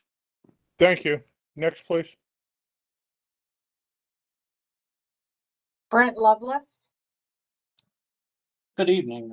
Brent Lovelace, 9570 West Bottom Road. I'm also the legislative chair of the PTA Council of Howard County. The presentation started last week with the comment that you can't be against development. That's a pretty broad statement. But in the context of Howard County, if your schools are overcrowded system-wide, you're installing fleets of portable classrooms without sprinklers, the budget cannot sustain class sizes, we have a backlog of $500 million in deferred maintenance, and the state has run out of funding to meet matching obligations, and a host of other reasons, it may inspire you to be against most or all development in Howard County for the moment. Reasons could extend to stark transitions, disruptive activity, the loss of agricultural land, destruction of environmental and historic resources, and even more egregious activity by local developers that have harmed the most vulnerable children and elderly residents. Regardless, much of the de facto approval of this project revolves around a fiscal analysis. It has been brought up time and time again that DPZ is using a methodology of counting student yields which disproportionately assigns enrollment growth to the resale of a structure. The primary purpose of that practice is to misrepresent one-time true costs of a housing unit on the school system and other public services to subsidize growth. There is no indication that this project has addressed this reoccurring analysis issue. The very fact that the assumptions are based on straight line assessments of recent budget assessments rather than the true cost to meet the standards of adequacy shows a significant negative impact. This can be refuted by claiming different methodologies or assumptions to divert your attention, but the evidence that the mantra that new growth universally has a net positive impact does not stand against the reality of budgets each year. They're not able to provide capacity expansion for roads, fire, EMS service, school capacity, watershed, or replacement of hundreds of portable classrooms. As we discuss buffers and viewshed, why is the planning board not being told of efforts to expand the PSA westward for the petitioner on adjoining parcels through the general plan process, or the impact of new accessory dwelling units allowed by right that were suggested this very evening? That could affect future unit counts, or the contracted explanation that the school system had minor comments, which transitioned into a site reservation request, which transitioned into no space for the project, which transitioned to we're just doing ancillary units, which transitioned to we're doing a public-private partnership. Why did that not be a leading topic going on here? You are being told you must approve the general plan, which the petitioner's representatives have helped author. Strict adherence to this general plan would actually have had a review by now of road surcharges to alleviate some of these community concerns. The exponential expansion of this project is built on a series of subjective reassurances which are not being validated to ensure a net benefit to the community. I respectfully ask that you deny this extraordinary petition until we have demonstrated an extraordinary system is in place to positively sustain the change of use. Thank you very much. Thank you. Next, please.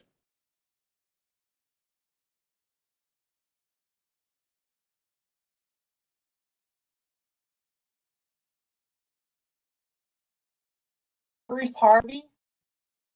Hello, my name is Bruce Harvey. I also live in Maple Lawn, 7792 Fulton Lane, Fulton Road, geez.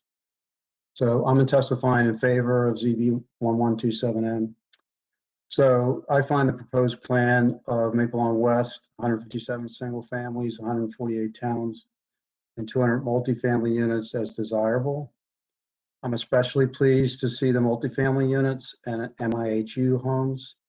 This will allow more affordability than what is currently in Maple Lawn. To build Maple Lawn West under the current PDP, which was the 32 single families that everybody's talked about, that would be irresponsible. The homes would be extraordinarily expensive. The new plan increases the overall density of Maple Lawn to 3 homes, as we've discussed previously, which is what the zoning category calls for. We have very few large parcels left in the county, and so this is the right place to put this density. Everyone in the county, many are concerned about schools and overcrowding, but we have to remember that APFO tests this plan will be subject to. It cannot proceed to fruition without meeting those tests other than a long waiting period. More important to me is a fiscal impact study done by Planning and Zoning. That study is estimating approximately $11 million of new school surcharge fees. This is unprecedented new dollars to help build new school capacity, all based on a new fee that's going up by 6 times in January. Maple Lawn's a great community. We certainly heard how much people love it, and I do too. I'm very pleased to live here and think it's a wonderful place. This new addition to Maple Lawn will only add to the desirability of our community, and I'm especially, again, pleased to see the more affordable element. So the more affordable element, I believe, is maximized with the added density. Thus, I'm very much in favor of ZB 1127M. Thank you for hearing my testimony. Thank you. Next, please.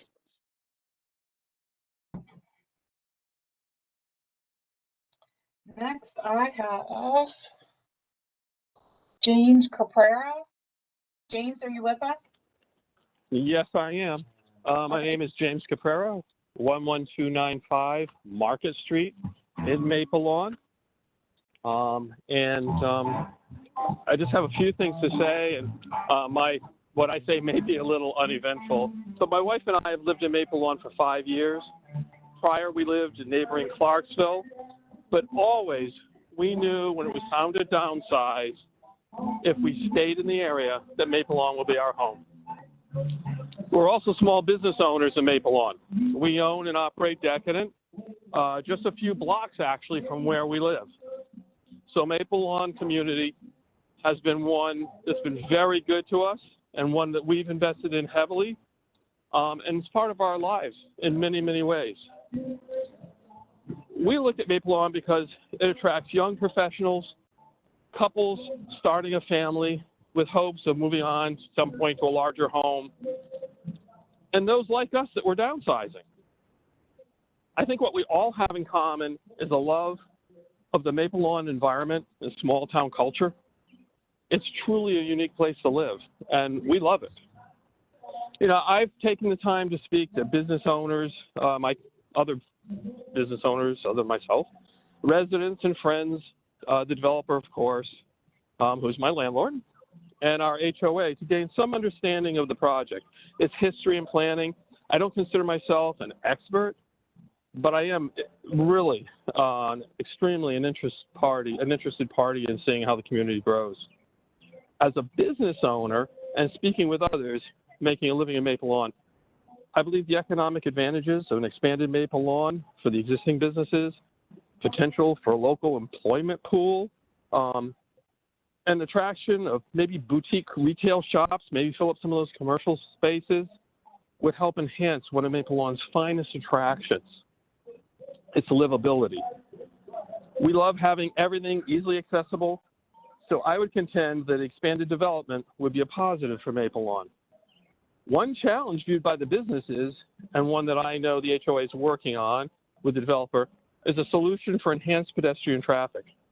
Just how this new traffic might flow safely and without disturbance to the quality of life we enjoy today is paramount. As a resident, I listen closely to my neighbors. Density, school districting, and the potential of overcrowding are all critical to solve, and these need to be resolved. These are challenges that underpin the quality of life, home values, business prosperity, and are all really at the core. We no longer have children of school age ourselves at home, and many on this call may not by the time the project's completed, but we all need to support the time and effort needed to satisfy these issues. I feel confident that the basic challenges such as the HOA integration, the traffic issues, a lot of what I've been hearing today are already in progress and will be addressed. Finally, I just have confidence in our HOA that they will secure solutions in the best interest of the community. I also have confidence in the developer of this project, that with the expansion, we will see quality, understanding, and the ability to leverage their experience to help resolve remaining issues that may impede a satisfactory way to move forward. I'm going to thank you for this opportunity. Not a lot of technical data here, just a little something from the heart. I think it's something that we need to move forward with. It has to be done correctly. Thank you very much. Thank you. Next, please. I have a call-in user. Are you there?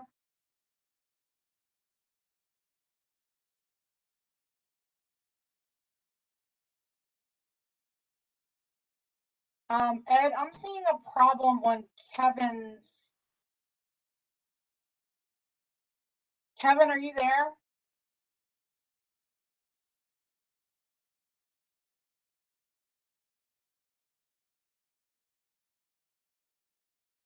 Is Erica still with us too? Yes, I'm here. Okay. Okay.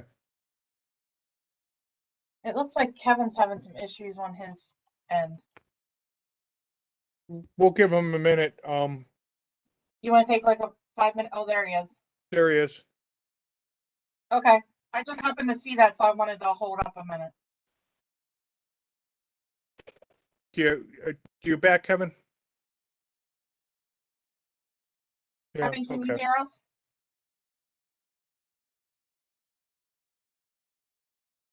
Kevin, can you hear us?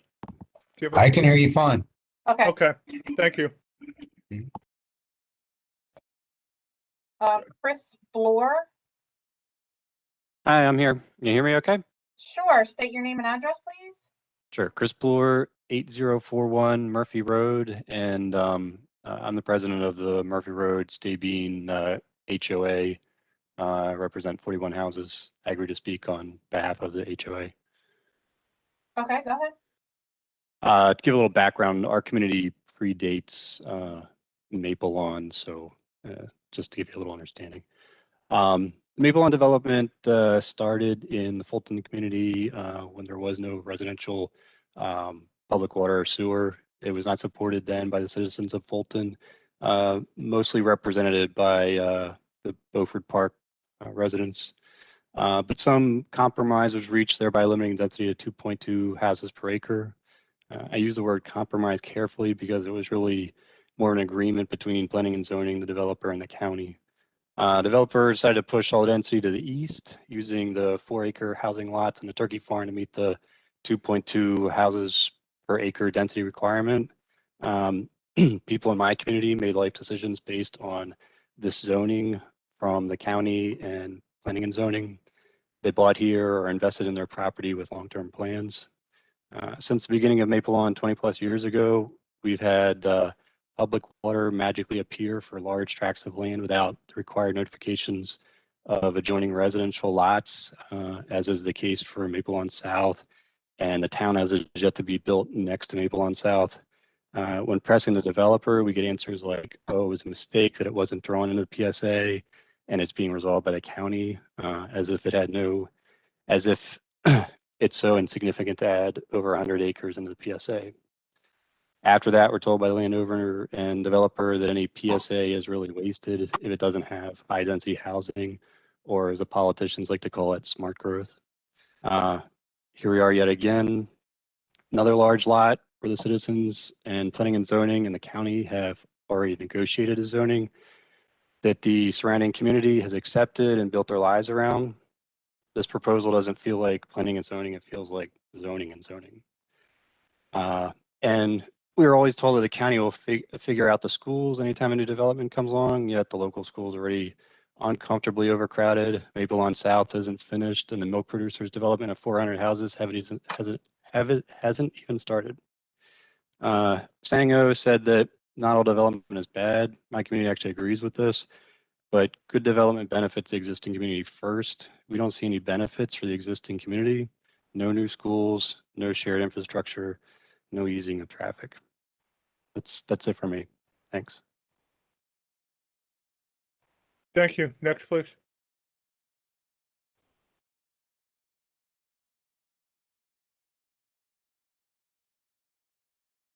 Christopher Nowalk.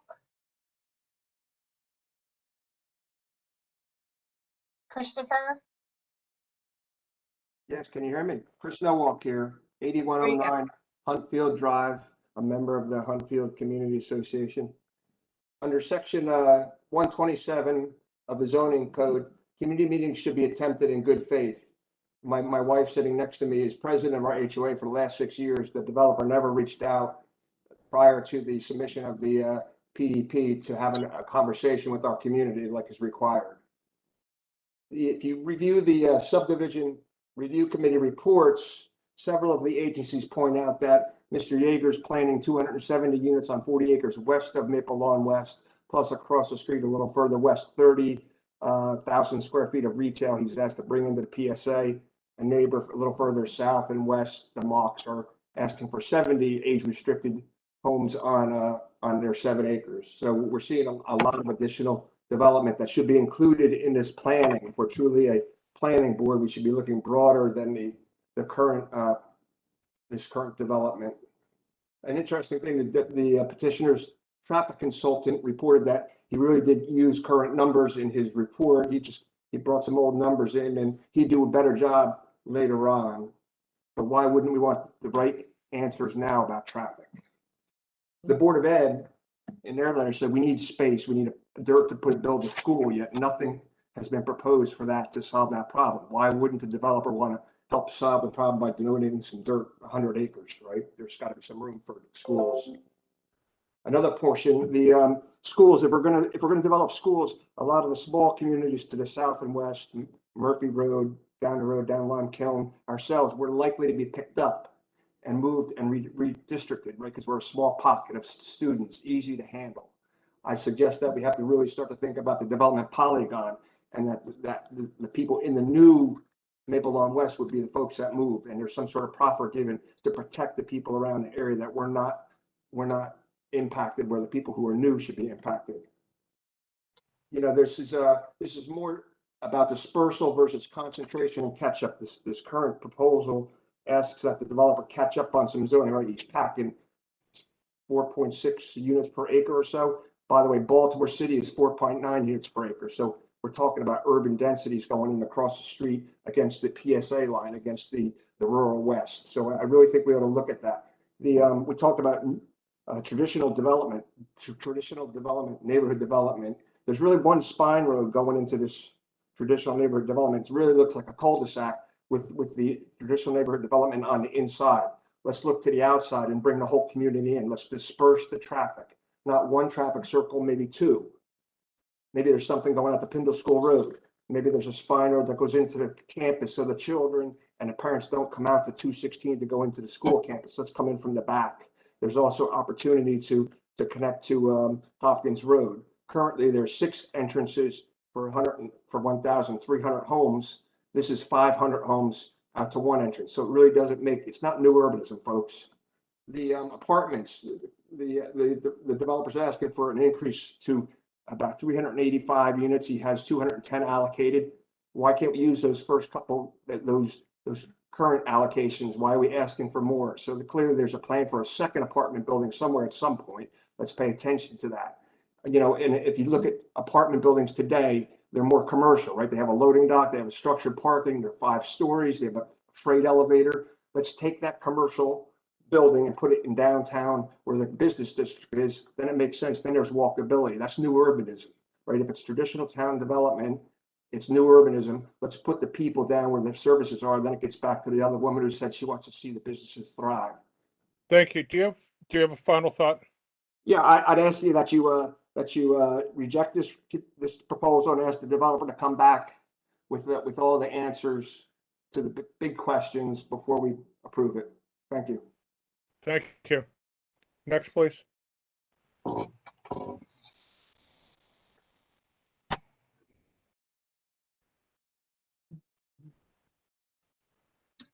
Clifford?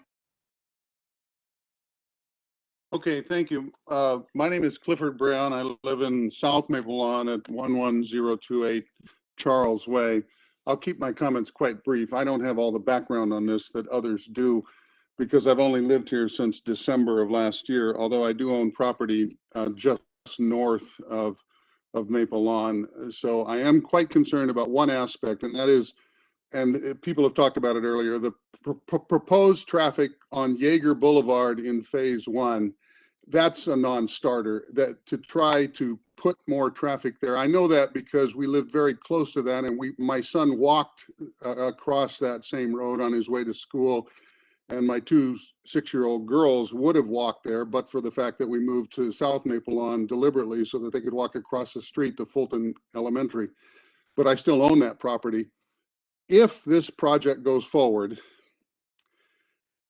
you should, I hope, consider requiring another access route, either connect Oakcrest Lane to Federal Street so that people can go straight north to Johns Hopkins, because if the Garden District was proposed a southern exit to 216, that was done at a time when you were talking about far, far fewer homes south of them. Now you're talking about many times that number of homes, and those people, many of those are going to want to go north unless this plan changed. And I've read the traffic study.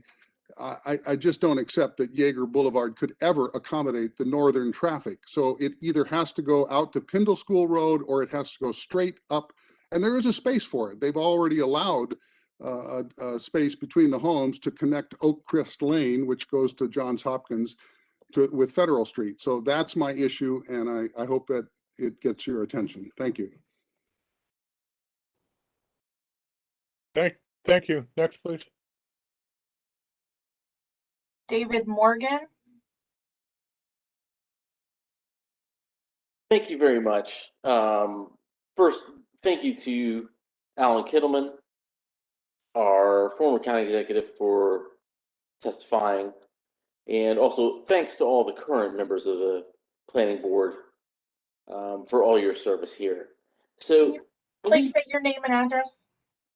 yes, my apologies. That's okay. I'm at 801 Reservoir Road in Fulton, Maryland, 20759. Okay.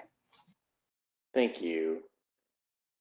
So I believe so far I am the only resident from the RR, or the rural residential portion of the county. And I moved here in 2015, and I knew what Maple Lawn was and appreciated what it was. And my understanding is the Jaeger farm on which this is being proposed to be developed was supposed to be 32 units. And again, like many other petitioners have said before me, I don't have a problem with development. I'm not a NIMBY person. I believe that other people should be able to enjoy Howard County as we are enjoying Howard County. However, going from 32 units to 500 plus units is a drastic increase. And this is not Columbia. This is the very edge of rural Howard County. So everything gets extended. Others have mentioned all the traffic concerns. A lot of the traffic plans mainly consider whether people can flow in and out of Maple Lawn to 216, but they don't consider us. I am down on line and what it will do to us and our communities in terms of our ability to use 216. 216 has already become considerably more crowded since Maple Lawn South, and the assisted living community has been built right next to Maple Lawn. So we have concerns about that that don't seem to be addressed by current plans. Now, I understand that growth is a current goal of Howard County. However, we moved here to be environmentally as conscientious as we can. And so we are all on well and septic, and the burden on the land is extraordinary with 500 plus units there on city water and city sewer. Howard County is bursting at the seams. We have kids in trailers now at the schools, and we can't absorb this much growth this fast. I understand Howard County has a problem that's enviable to other counties. We are great. Everyone here, but we are literally bursting at the seams. We have to slow down a little bit. So again, we don't have a problem with somewhere between 32 and 500 plus. We just need something a little bit less than 500 plus. I thank you for your attention. Thank you. Next, please.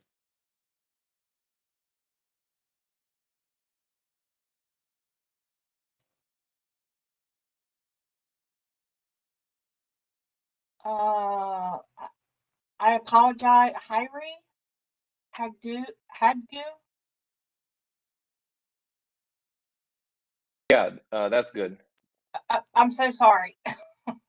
No, that's fine. If you could just state your name Hurry, and address, please, for the record. okay. Hurry Hadgu, 11013 Charles Way. Members of the planning board, I'm testifying today to ask you how you will ensure that your decision is based on a complete and accurate data. While the petitioner has framed this presentation in terms of residents who are opposed to development, I suspect, and as evidenced by a lot of the presentations today, most don't fall in that category, including me. However, many, including me, are concerned about the impact of residential development on public infrastructure. I was on the Spending Affordability Advisory Committee before, where I reviewed several alarming reports about the county's inability to maintain existing level of service, and which has led to a lot of debt. To that end, we need to ensure that we maintain the level of service. So the petitioner's report has several flaws. The traffic study and roads, I'll reiterate what was stated earlier regarding the transportation demand management plan, where the county has requested certain verifications on the TDMP funds, and to ask that you follow up on that, including any other requirements that were supposed to be met at the previous decisions and orders that were issued. The MDOT State Highway Administration also sent a letter to the petitioner with several requests, primarily relating to how the petitioner compounds traffic data. For example, the SHA says that the 2014 count shows that the PM through movement as 829, and the diagram shows the peak for this movement as 685 in 2021. So there are problems with the way that that's been compounded. Of course, the major glaring issue with the traffic study is the fact that it uses 2021 pandemic numbers versus actual real traffic count. The MIHU is calculated based on the 505 units, whereas the density and open space requirements are based on the total 1,800 units. We need a consistent way to calculate that. If we use the 1,800 units for the MIHU, it's actually going to be 2.7%. So we need a consistent basis for that. With respect to schools, the school board is actually asking about school sites, elementary school sites, not some ancillary buildings. So we need focus on that. The fiscal impact study has some gross assumptions that will be that specifically say that there will be a net revenue, but I don't think it takes into account the capital infrastructure, the capital cost to add to the schools. On average, it costs anywhere from $75,000 on up per student to build a new school. The Hammond edition is actually costing, I believe, for 200 students, it's 200 seats, it's 111, and it's 110 million. So it costs more actually to add seats than to build a new school, and that needs to be taken into consideration. And lastly, the water and sewer study actually also needs further scrutiny because the developer claims that the 2045 number projects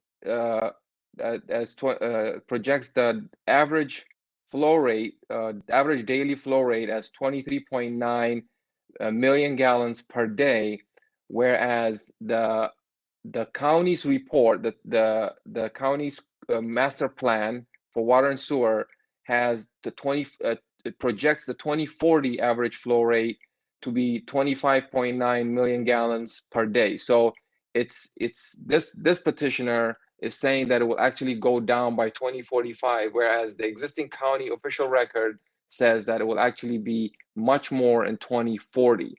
So there are a lot of flaws with the Thank you. Do you have a report, final and I'm concerned about our taxpayer dollars. I'm concerned about quality of service, and I'm concerned about the school system and our infrastructure. So I urge you to scrutinize this petition with more closely. Thank you. Thank you. Next, please. Jackie Ng. Good evening. Just state your name and address, please, for the record. Jackie Yang, 760 Hoods Mill Road, Cooksville, Maryland. Good evening. I'm presenting testimony on behalf of the Housing Affordability Coalition. which is comprised of over 70 organizations and individuals who share a commitment to increasing the availability of affordable housing for middle and low-income county residents. The coalition is in support of the proposed amendment to the Maple Lawn Farms Preliminary Development Plan. As has been strongly documented in the just completed Housing Opportunities Master Plan and throughout the HOCO by Design process, the county needs to create affordability throughout the county and increase density and housing typology whenever possible to address the current gap of over 5,000 units available to low and middle income households and the projected affordability need that will be created by an influx of 31,000 new employees over the next 20 years. Coalition certainly concurs with these conclusions and therefore offers its general support for this PDP, as it is a positive step toward ensuring inclusion of both affordable rental and ownership opportunities that are near employment in an area of the county with little current affordability. We suggest, however, that the PDP be approved by the Planning Board only with the integration of the following requirements. MIHUs must be required to remain on site and not subject to fee in lieu payments and therefore not transferable to future developments, as such transfers have in the past been a significant contributor to perpetuating concentration of lower income units and therefore households to limited areas of the county. We encourage consideration of low income housing units and disability income housing units to satisfy the MIHU requirements. Second request is to ensure against grandfathering a lower MIHU percentage if subsequent regulatory changes increase required MIHU percentages, include the requirement that the MIHU percentage shall be greater of 1, the current 10% MIHU requirement, or 2, be consistent with zoning regulations at the time when building permits are granted. And our third request is to ensure that MIH units are available at the same time as all market rate units and ensure MIHUs in all phases of construction. As has been documented through the master plan and HOCO by Design, there continues to be a lack of significant housing stock in our county that's affordable to residents who are the mainstay of our community's public safety, health, and education systems.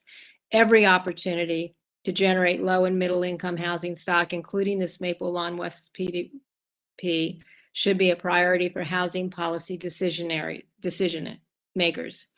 As we encourage planning board members to approve this PDP, we also encourage the Maple Lawn community to embrace the project and its contribution to addressing housing disparities in the county. We must all work together to ensure that all parts of the county are welcoming and affordable for all residents and workers. We appreciate planning board members' consideration of our concerns about ensuring the MIHU elements of the project are protected, maximized, and remain fully intact within Maple Lawn. This is an important policy moment, an opportunity to make a strong statement and commitment to housing affordability and a more inclusive community. Thank you. Thank you. Next, please. Katya Fort Roden. Oh, great. Oh, can you hear me? I can, yes. May I ask a request of you? I have heard several times from Maple Lawn homeowners, usually on social media, that people like me that can afford to live in Maple Lawn shouldn't be there. Can you turn my camera on? Because when we talk about MIHU homeowners, I am one. I think it's really important that people see who they're talking about and that there's a face to what a MIHU homeowner is. Is that something that can be accommodated? Honestly, I don't think I can. If not, that's okay. I don't. I'm Lisa, trying. can you I don't elevate think her it gives to a me that panelist? option. Lisa, can you elevate her to a panelist? Yeah, thank you, Amy. Actually, I was just thinking. I that. appreciate that. I think it's really important, especially in this day and age of Zoom, that we have the opportunity to see each other and see who we're talking to. Okay, if you turn your camera on, you should. Okay, let me see. Start video. Thank you for this. All right, there we go. Hello. All right, here we go. Good evening. My name is Katya Fort Roden. I live at 11009 Apple Orchard Court in Skaggsville, Maryland. I'm in walking distance to Maple Lawn. My co-parent recently purchased a home on Duke Street.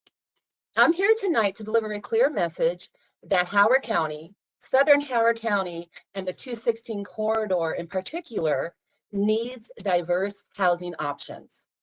I grew up here in Howard County. When I was a student at Appleton High School in the early 90s, this was all farmland, and the children of the rural residents attended Appleton High School with me. I am a current MIHU homeowner. My son went to Fulton. He is currently at Limekiln Middle School, and he is zoned or districted to go to Reservoir. I am invested in this community, and I feel a moral obligation to look after it for the generations to come. If you drive 216, starting at the Scaggsville Road at Little Patuxent River and the PG line, and go west until it becomes Highland Road, ending at 10 Oaks, all you will see are $1 million homes being built. A rough calculation means that any household not making about $330,000 a year cannot afford to move into our community. We need more housing options here in Southern Howard County. I strongly advocate for the change in the development plan to 148 townhomes and 200 homes. I understand that when Mr. Kittleman was on the board, that was many years ago, but needs have changed and the plan should adjust to meet those. Based on our rough estimate, this change will bring about at least 35 moderately affordable homes.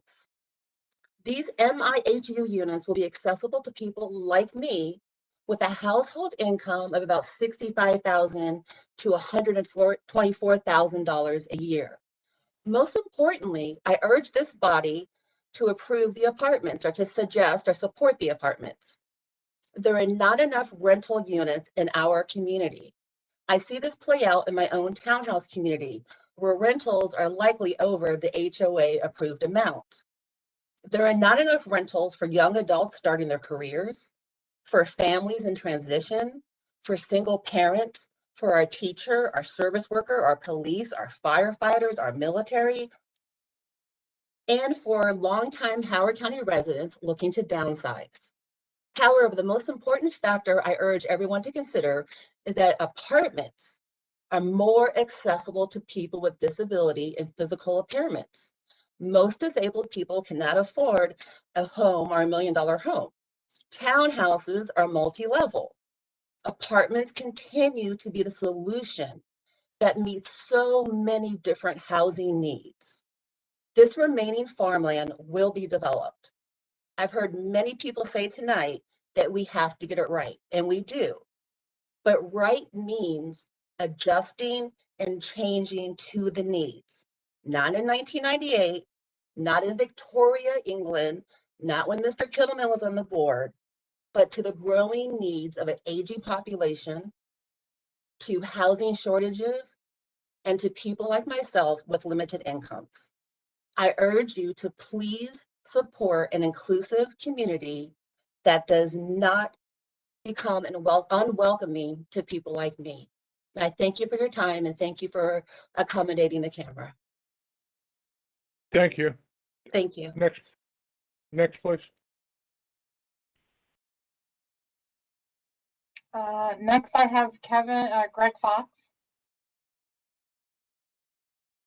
Hello, can you hear me? I can. State your name and address, please, for the record. Yep. Hi, good evening. My name is Greg Fox, and I reside at 8117 Huntfield Drive. Okay, go ahead. All right, Chairman Coleman, planning board members, thank you for your time this evening. While I was really trying to take a few years off from any heavy involvement with these types of things, I couldn't let this one go. I've lived in this area for over 30 years, 10 years just north of Maple Lawn and over 20 years just south of it. I spent 12 years as the council and zoning board member representing District 5, which borders Maple Lawn. Further, I was involved in the passage of the general plan, Plan 2030, and the most recent comprehensive rezoning.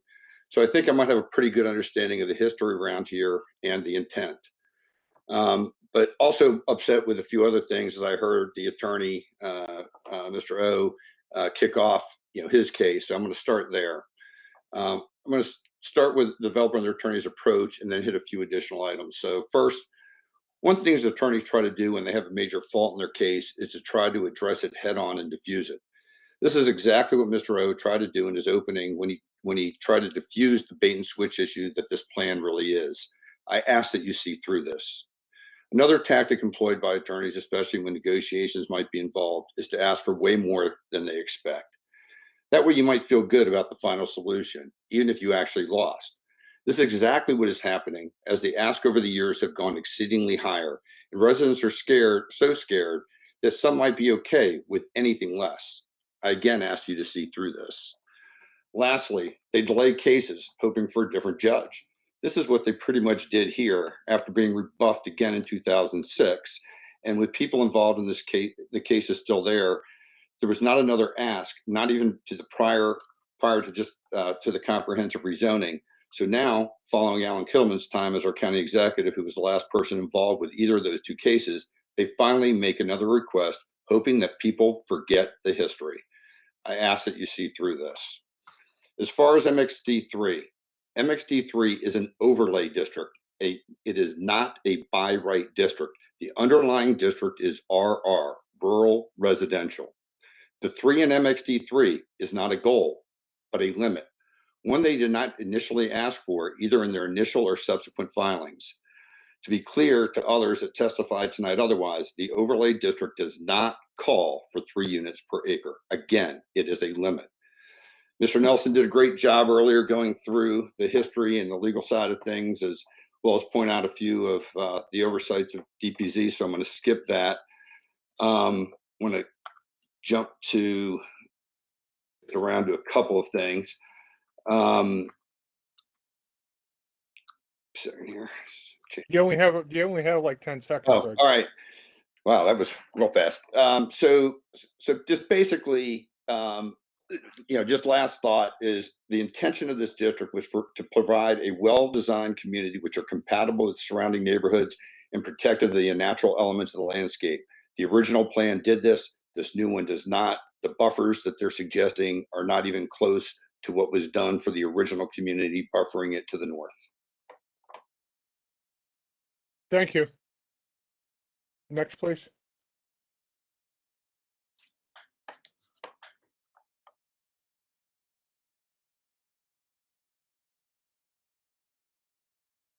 Lisa, before we go on to the next, roughly how many people are left? You read my mind. Actually, I'm trying to count right now. Well, I'll just start spouting random numbers to make it harder on you then.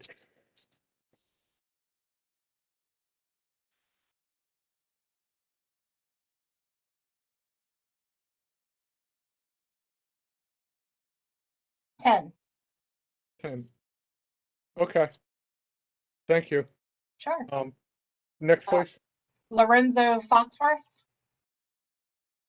Yes, good afternoon. I'm Lorenzo Foxworth, and my wife and I, we are residents at 7568 Morris Street here in Maple Lawn. We absolutely enjoy this community, and we've been residents here since 2012, and that is absolutely 9 years. As vested homeowners, we absolutely disagree with the request of building additional homes of 473 from the petitioner's request in whole, and I use that word in whole, those two words in whole, for a reason. My family and I are absolutely for strategic planning, planned growth, as it positively can impact the services, the roads, safety, traffic services, and by most all situations, the quality of life of the community. We have questions about the negative impact of such a petition for so many additional homes, as the petition does not thoroughly take these considerations and concerns in a fundamental perspective. The community is ripe for growth and not prepared for the destruction of such additional homes, and how it may negatively impact the quality of life that exists now, that is planned for the future for the Maple Lawn and Fulton community. The reason why I state and disagree in whole is because, for all practical purposes, many aspects of this petition seem to be already have been settled based upon the petitions of 2000, 2006, and now again in 2021, as there's been little information presented to the original petition to not support it in sustainable and substantive manner. For all practical purposes, this petition is almost imminent, meaning that it's going to happen what the concerns who of our HOA and many of the residents is that it's taken and is, if you will, reviewed in such a way that's going to be impactful in positive ways.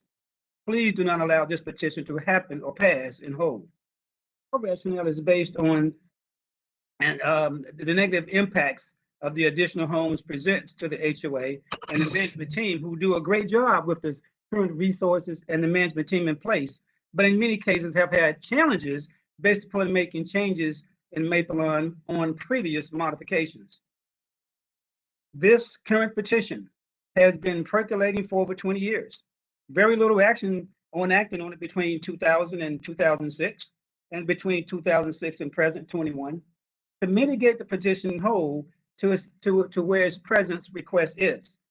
What was feasible at the time in 1998 and 2000 is absolutely redundant to try to say that it's going to create a good community with good quality of life moving forward now and in the future for Maple Lawn. Howard County and other vested partners have not sustained, if you will, this deliberate action to stop and or amend the request in years between those that I mentioned, 2000, 2006, 2021, based on lack of evidence presented to this community and evidence supported therefore. This lack of focus in many ways is detrimental to the community. We, my family, my wife and I, will not support such a strategic plan while we do believe in growth, but not in irresponsible, irregular, non-supported, and substantive manner. We appreciate your time and your consideration for this request. Please deny this request in whole. Thank you for your time, your consideration, and the time. Thank you. Thank you. Next, please. Marion Vessels.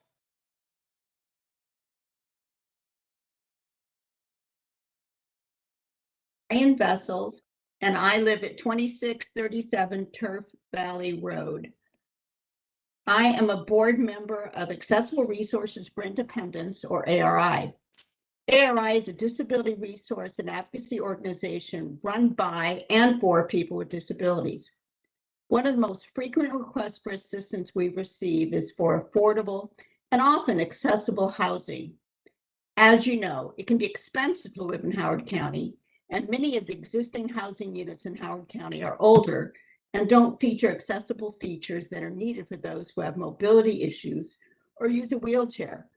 We are excited to hear about the Maple Lawn West project, as we believe this will provide more accessible and affordable housing stock that will benefit people with disabilities. With the addition of 48 moderate income housing units in a walkable community close to shopping and other amenities, the project has the potential to impact people with disabilities in a very positive way. We encourage you to make as many of those units as accessible as possible. As a person who uses a power wheelchair for mobility and an almost 40-year resident of Howard County, I can attest to how challenging it is to find accessible apartments and then accessible homes that can be modified for a wheelchair user. We urge you to support the accessibility needs of our aging and disabled population with this project. Thank you. Thank you. Next, please.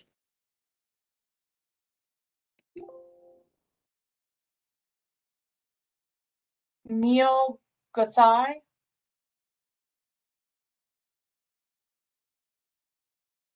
Neil Gosai. You're in here twice. Neil Gosai.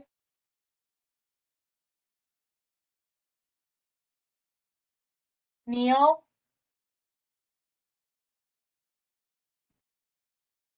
Mr. Gosai, can you hear me?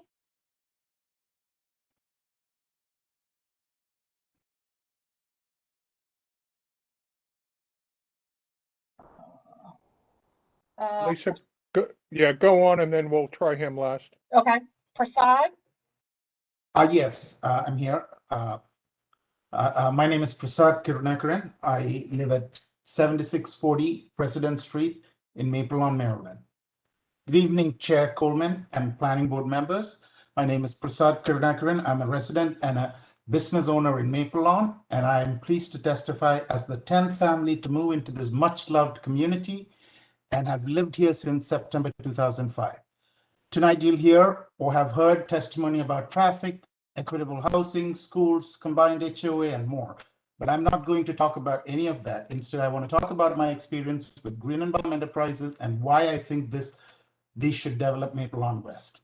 In 1999, I was going to buy a house in Montgomery County, and ultimately I chose not to. I did what everyone does these days, and I fired up a web browser to search for TNDs, traditional neighborhood developments nearby, and came across a Baltimore Sun article about Maple Lawn. I started to follow this development from that moment. I attended multiple county council hearings, heard Stuart Greenbaum talk about his vision for Maple Lawn at those meetings and other meetings. I can assure you that the vision he talked about when he laid out his plan for Maple Lawn is what you see today, 20 years later. If I may, I'd like to share some examples of the community-focused decision that Michael Greenbaum and his team has made. When Midtown was the only district with residents, we did not have a paved path to walk to the commercial district. The residents asked a Greenbaum team member about it at an HOA meeting, and 3 weeks later, we saw construction crew paving a temporary sidewalk that would eventually be replaced when the rest of the development was completed. From installing a serendipity garden at the local high school, paying for school signs, donating those sidewalk libraries, to adopting local families during the holidays and more, the Greenbaum team definitely gives back to the local community. My last example tonight is on a personal note. In 2014, I wanted to find a space to coach robotics to the local students. Greenbaum Enterprises donated about 6,000 square foot of space to run our STEM club that continues to cater to students from Howard County and beyond. That's the kind of community Maple Lawn is, because that's the kind of community Stuart Greenbaum envisioned and planned. I support the Maple Lawn West plan development because I know the county needs to stay competitive and attract new businesses and residents to the county, but also because there is no other developer that is as invested in our community as Michael Greenbaum. Thank you so much. Thank you. Next, please.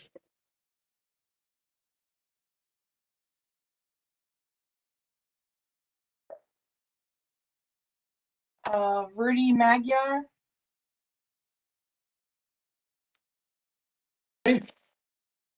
Rudy, can you hear me? Yes, can you hear me? I can, yes, thank you.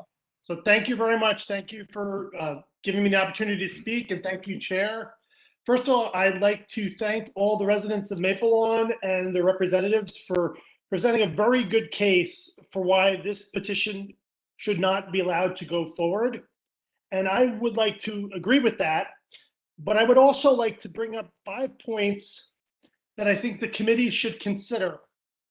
Also, in addition to not allowing this petition to go forward. So the first point was mentioned to earlier when we talked about traffic. And there was a traffic study that was presented that is replete with errors and omissions. In particular, the traffic study listed 2 egresses from Maple Lawn West. One of them was on 216 and another one was on Federal Street. Federal Street would empty out to the primary garden district in Maple Lawn, which also empties out onto Jaeger.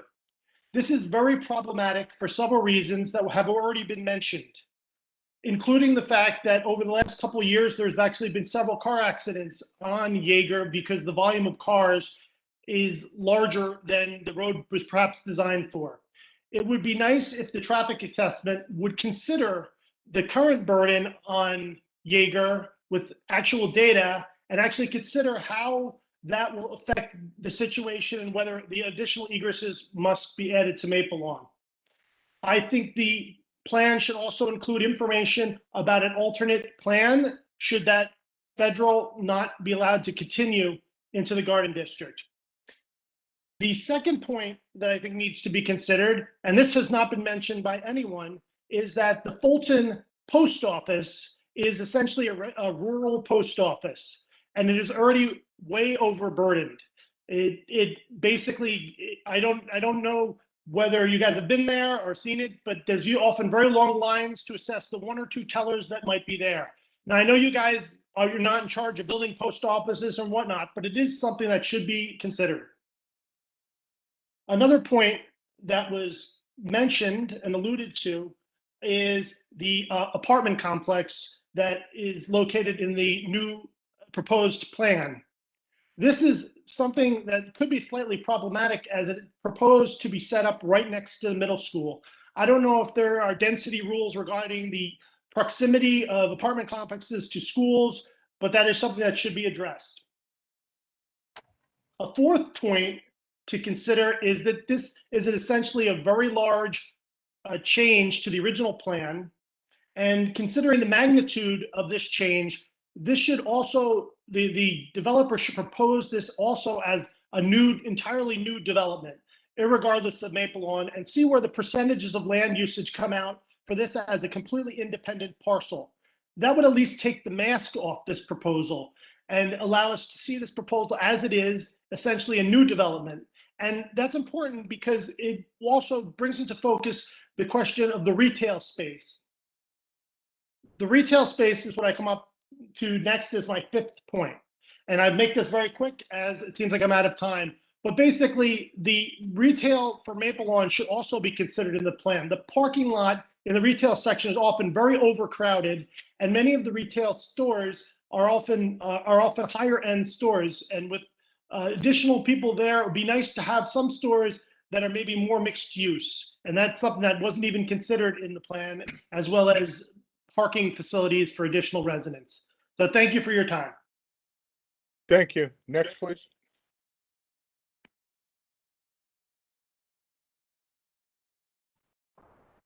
Well, give me 1 second, Ed.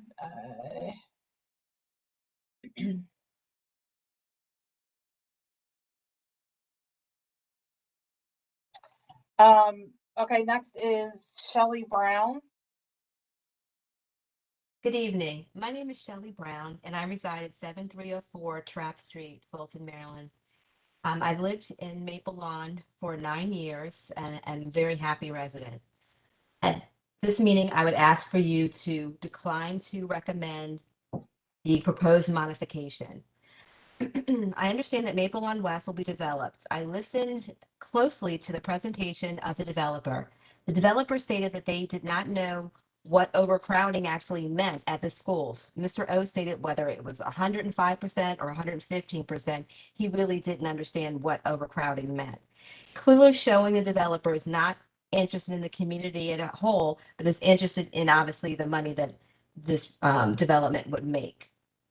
The argument that smart development means overcrowding our schools and causing traffic plainly doesn't make any sense. Further, Mr. O stated that part of the problem with the overcrowding at Fulton Elementary School was because of the pre-K program.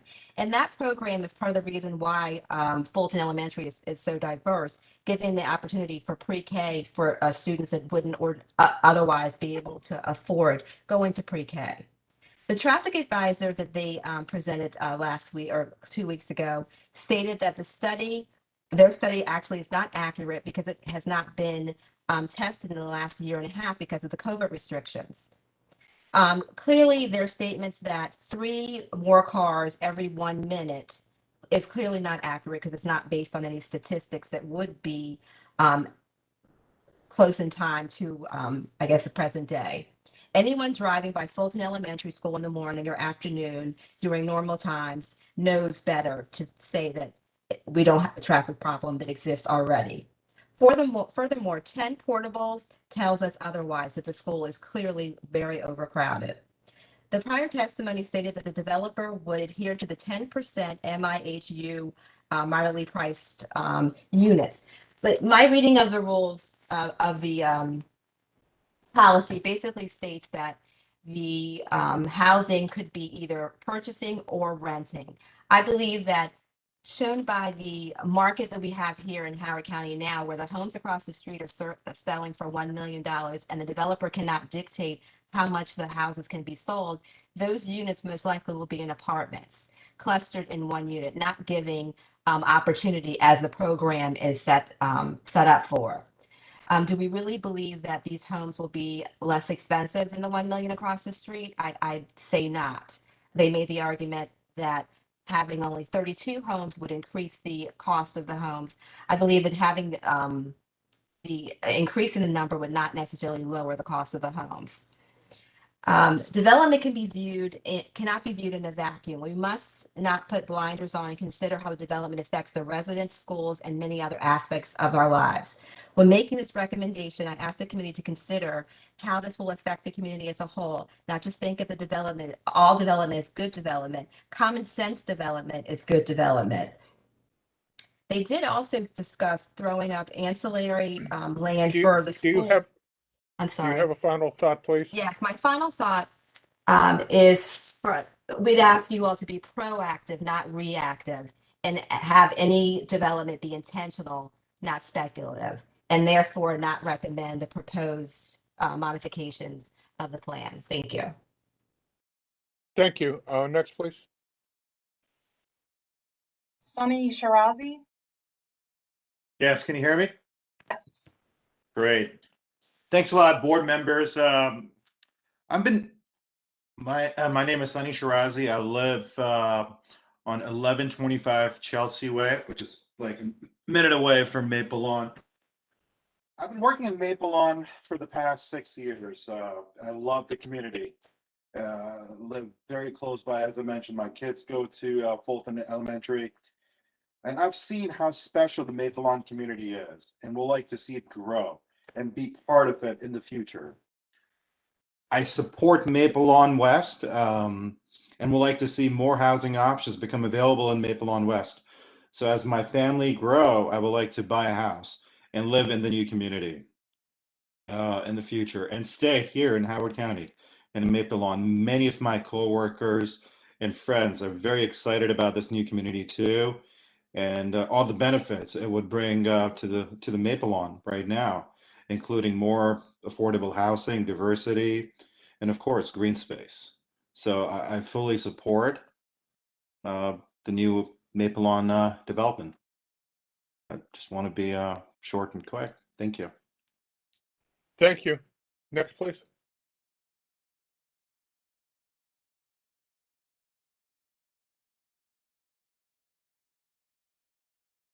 Stephanie Mummert?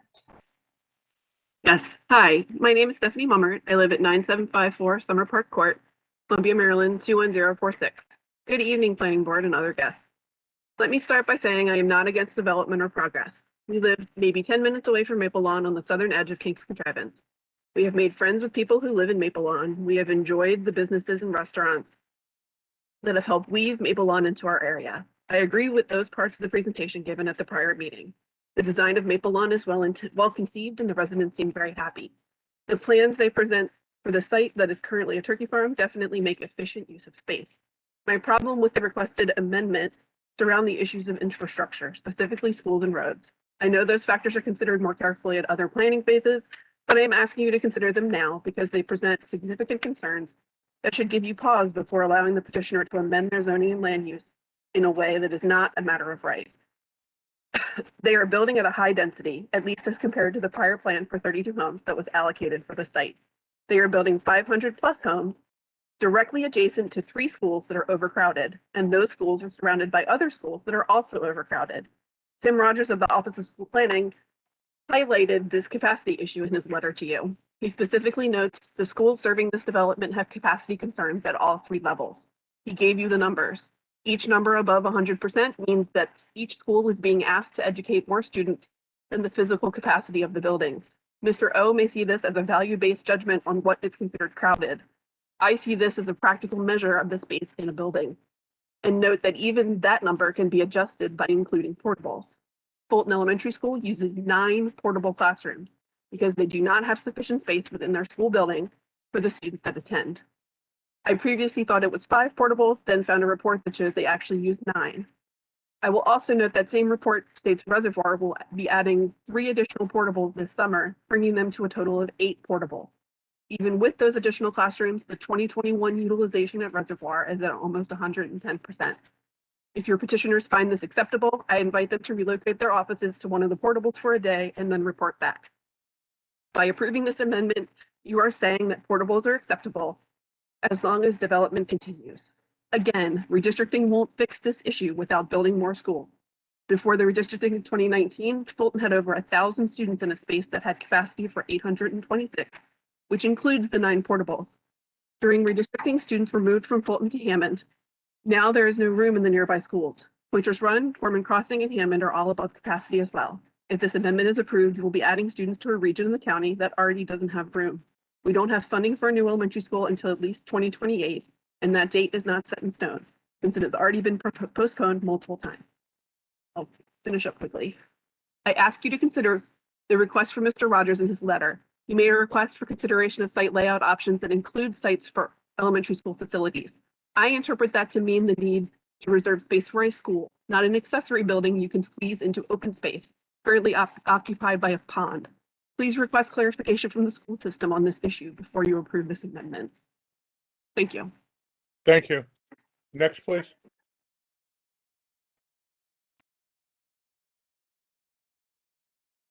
Steve Fishman? Yes. My name is Steve Fishman, and I live at 7760 Elmwood Road here in Maple Lawn. I lived in Maple Lawn for 7 years and have been living in Howard County for over 30 years. I want to thank the board members of the planning board for their time and thank the previous planning board who supported the vision of Maple Lawn, which me and my family and over 1,300 families in Maple Lawn enjoy so much. What attracted me to Maple Lawn was the walkability throughout the entire community, including all the retail areas. What also attracted me was how well the T&D was planned and executed, as it included a lot of rec facilities, pocket parks, open spaces, and offered a high degree of diversity in housing types and pricing. I've heard a lot of negative talk tonight. However, the community is one of the most sought after communities, not in the local area of Howard County, but in the region, for all of these reasons. Nevertheless, I'm concerned that more needs to be done as the retail and commercial areas are lagging. There's a lot of vacant pads that have not been developed yet. The residential areas were completed a few years ago, but these areas have a way to go. Why? Retail businesses need a critical mass of rooftops, and I would argue that the community needs more rooftops to attract businesses to want to be here. I feel like the community is doing well, but it's not living out its full vision. More rooftops are what will help make it thrive and be a more vibrant T&D community. To follow along with adding more homes is including housing diversity. This plan provides for a full housing cycle from apartment to townhomes to small single-family detached to larger single-family detached. It includes many housing options, and with that will come many pricing options to be inclusive. Many of my neighbors have previously traded homes up and down in size in the neighborhood to meet their needs and affordability. It's a highly sought after community. People come here, they don't want to leave. And there's a reason for that. It's a special place. One last thing to mention that's important to me is that there are opportunities for my kids to come back and live in the surrounding area. Right now, the opportunities and availability is just less and less, with not a whole lot coming. Building another 32, and I heard the number of $1 million homes. If they're 32 large acre lots, these homes in Maple Lawn will be over $2 million. And that is absolutely not a step in that direction. I would like to see the community grow with inclusivity and not exclusivity. Housing growth is important for the community to thrive further, and I'm in support of this inclusive and diverse plan with additional homes. There's a national housing crisis. These issues need to get solved at the local level. No growth or low growth policies will further exacerbate the problem. Many have said they support growth tonight, but most comments that followed were contrary to that point. There are solutions to the school capacity issues through APFO and over $10 million in future impact fees that will be paid with the issuance of building permits. Not growing is not the right answer. As a community member, I ask that you approve this application. Thank you. Thank you. Next, please.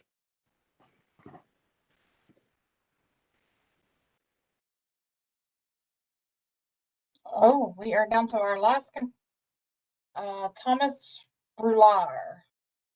Yes, hi. My name is Tom Royer. I'm at 11660 Federal Street, Fulton. While the planning board may be able to avoid fixing issues such as traffic in schools, One issue you cannot avoid is your own legal precedent surrounding land located in environmentally sensitive areas right on the edge of the planned water and sewer area line. What we have here is a piece of land in a watershed that is currently documented by the EPA as seriously impaired. And while this parcel is within the PCA boundaries, the actual physical location, which is right on the edge of the PSA line, is what matters most, because the PSA is a huge deal for this county. According to the exact words taken from your own general plan, these properties, because of their location at the interface of the rural residential zone in the PSA, should be designed and zoned to establish a transition that is compatible with and enhances surrounding communities. That statement right there is the primary reason 32 units is the maximum density ever allowed on this parcel. It wasn't by some mistake. It's based off major concerns for properties located in environmentally sensitive areas and the county's own zoning precedent that they be compatible and transition with the surrounding rural lands. Also, it's not just this property. If you were to literally follow the PSA line up to the top of the county line, it is clear that the county has made it a point to never allow high density development to parcels directly adjacent to rural zoning land. Just look at Maple Lawn South, right across the street, as a perfect recent precedent of a similar size parcel in a watershed area located on the very edge of that PSA line, where that developer a few years ago was asking for 1,500 units. And guess what was approved? 176 units. Because to allow anything more than that would totally contradict your own general plan. It would tell everyone that Howard County really doesn't care about compatibility and transition, or more importantly, Howard County could care less about the environment. So what has changed so drastically that we're here to discuss anything other than 32 units? If there were major concerns about this parcel when Maple Lawn was first approved 20 years ago, and when the developers tried to increase density over the years, but failed, then there should be even greater efforts to limit density today, considering the fact that the rural land directly to the west still exists, the Hammond Branch waterway is still impaired, the underlying zoning of the Maple Lawn district is still RR zoning, and the county still to this day has only allowed low density development on land on that PSA line. Time has shown that the original Maple Lawn Planning Board over 20 years ago actually had it totally right. And the planning board today will do the right thing as well, because you only have one shot at this. Make a decision that follows years of precedent and protect the environment. Thanks for your time. Thank you. Was that it, Lisa? Lisa, my name is Mike Book. I didn't get to testify. Oh, I'm sorry, Mr. Book. Yeah, you're correct. Actually, I was going to come back up the list to you and one other person. Okay, I'll be real quick. I'm going to throw my script out since it's getting late. I just a shout out to Katja, who's an Atherton graduate, as am I, 1989. I've had the privilege of living in Howard County for the past 50 years. My parents met at my grandparents met at the Savage Mill, and my father's parents worked at APL. So I've seen a lot of change in the county throughout my lifetime. For full disclosure, our family owns Divine Apartments, which is adjacent to Maple Lawn. We have firsthand seen the need for affordable housing, and also, I guess you call it market rate housing. There's a huge demand. Our building is currently 100% leased, and I think the community needs additional diverse housing. I have no economic benefit in the proposed development. I'm speaking here tonight simply as a resident of this community. Let me back up. I'm sorry. Just my address is 3200 Huntersworth Way, Glenwood, Maryland, 21738. I've listened to the comments to lessen density and understand many of the petitioners' concerns, but I want to pick up on something that was said. As I have 4 young children who are finding their way in this world, and I want to make sure they have the same opportunities that all of us have enjoy living in this county. I want them to have the ability to live in the county if they choose. We have many employees that would love to live in our county, especially in Maple Lawn, for all that it offers. Our company, Book Construction, we're one of the top 400 contractors in the U.S. and we employ over 190 folks. And I'm happy to say that in 2022, we'll be building one of those building pads in Maple Lawn and bringing a lot of employees to the local communities and businesses. It is no secret that the largest employer in the county is located a mile away from the proposed development. Creating quality housing in the county is a need. It is a priority. And I don't think it's responsible view for current residents and former politicians to say they already have theirs, too bad for everyone else. If that was our viewpoint, if that was the county's viewpoint for the past 50 years, essentially none of us would be living in the county today. I think we're fortunate that the developer is the same firm that designed and built Maple Lawn, not Maple Lawn South. There is a difference. The Grenenbaum company built a quality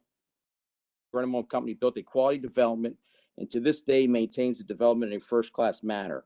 I have no doubt that the next phase will be built in the same standards as the original neighborhood.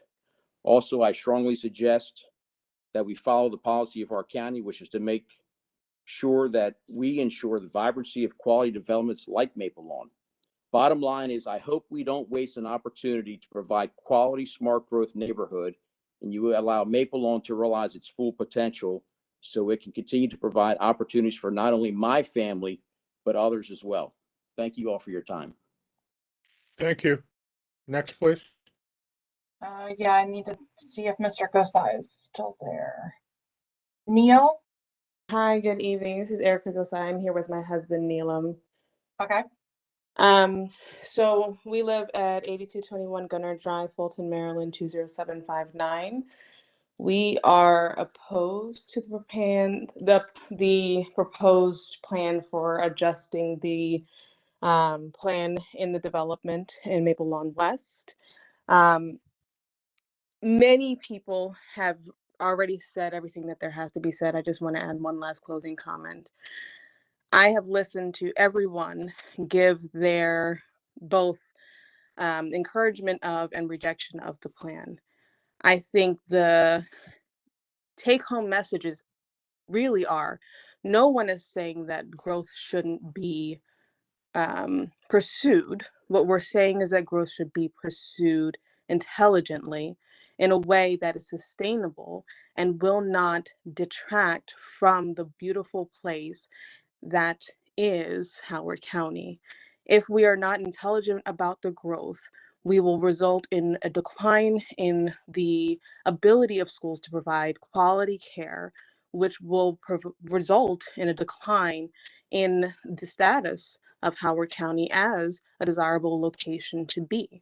So if they would like to increase the number of homes, which I think is completely reasonable, they also need to simultaneously propose a way to address the already large deficit in availability for quality schooling in the neighborhood. Our schools are already above capacity and are more overloaded today than in some of your inner city schools. And so I cannot, in good conscience, be in agreement with a plan that proposes to increase the number of lots to 500 plus, not including the fact that usually there are more than one child or more than one person moving into each lot, without a simultaneous plan to improve the number and quality of educational opportunities for the residents who are here and who plan to move here.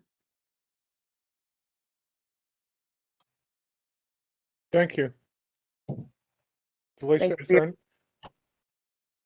That is it. Okay.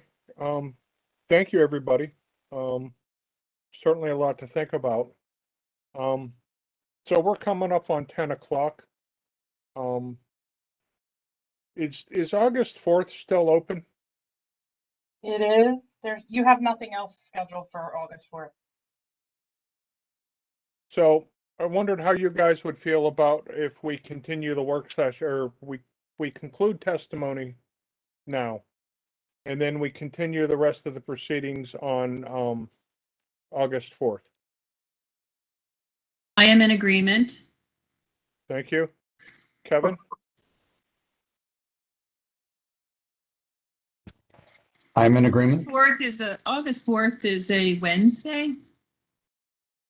Oh, August 5th is a Thursday.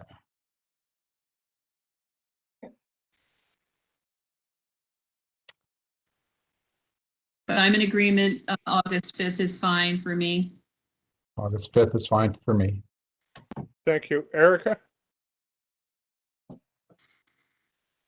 Yes, August 5th is fine for me as well. Okay. And then we'll reach out to Phil, who wasn't able to attend tonight. He can review tonight's proceedings and then participate on the 5th if he's available then. I will send the link to him. Okay. Thank you. Does So no- anybody have No further testimony, I'm sorry. On the 5th, correct? no further testimony? We've taken everybody, right? We have. Yep. So no additional testimony. Okay. Did anybody have any closing comments, or would somebody like to make a motion? I move we close this session. Okay. Motion Second. to adjourn. Thank you. Okay. All in favor of adjourning? Aye. Aye. Okay. So, see y'all on the 5th. Take care. Thank you. Bye-bye. Good night, Thank you. everyone. Thank you Thank you, all. everyone, for your Good night. testimony.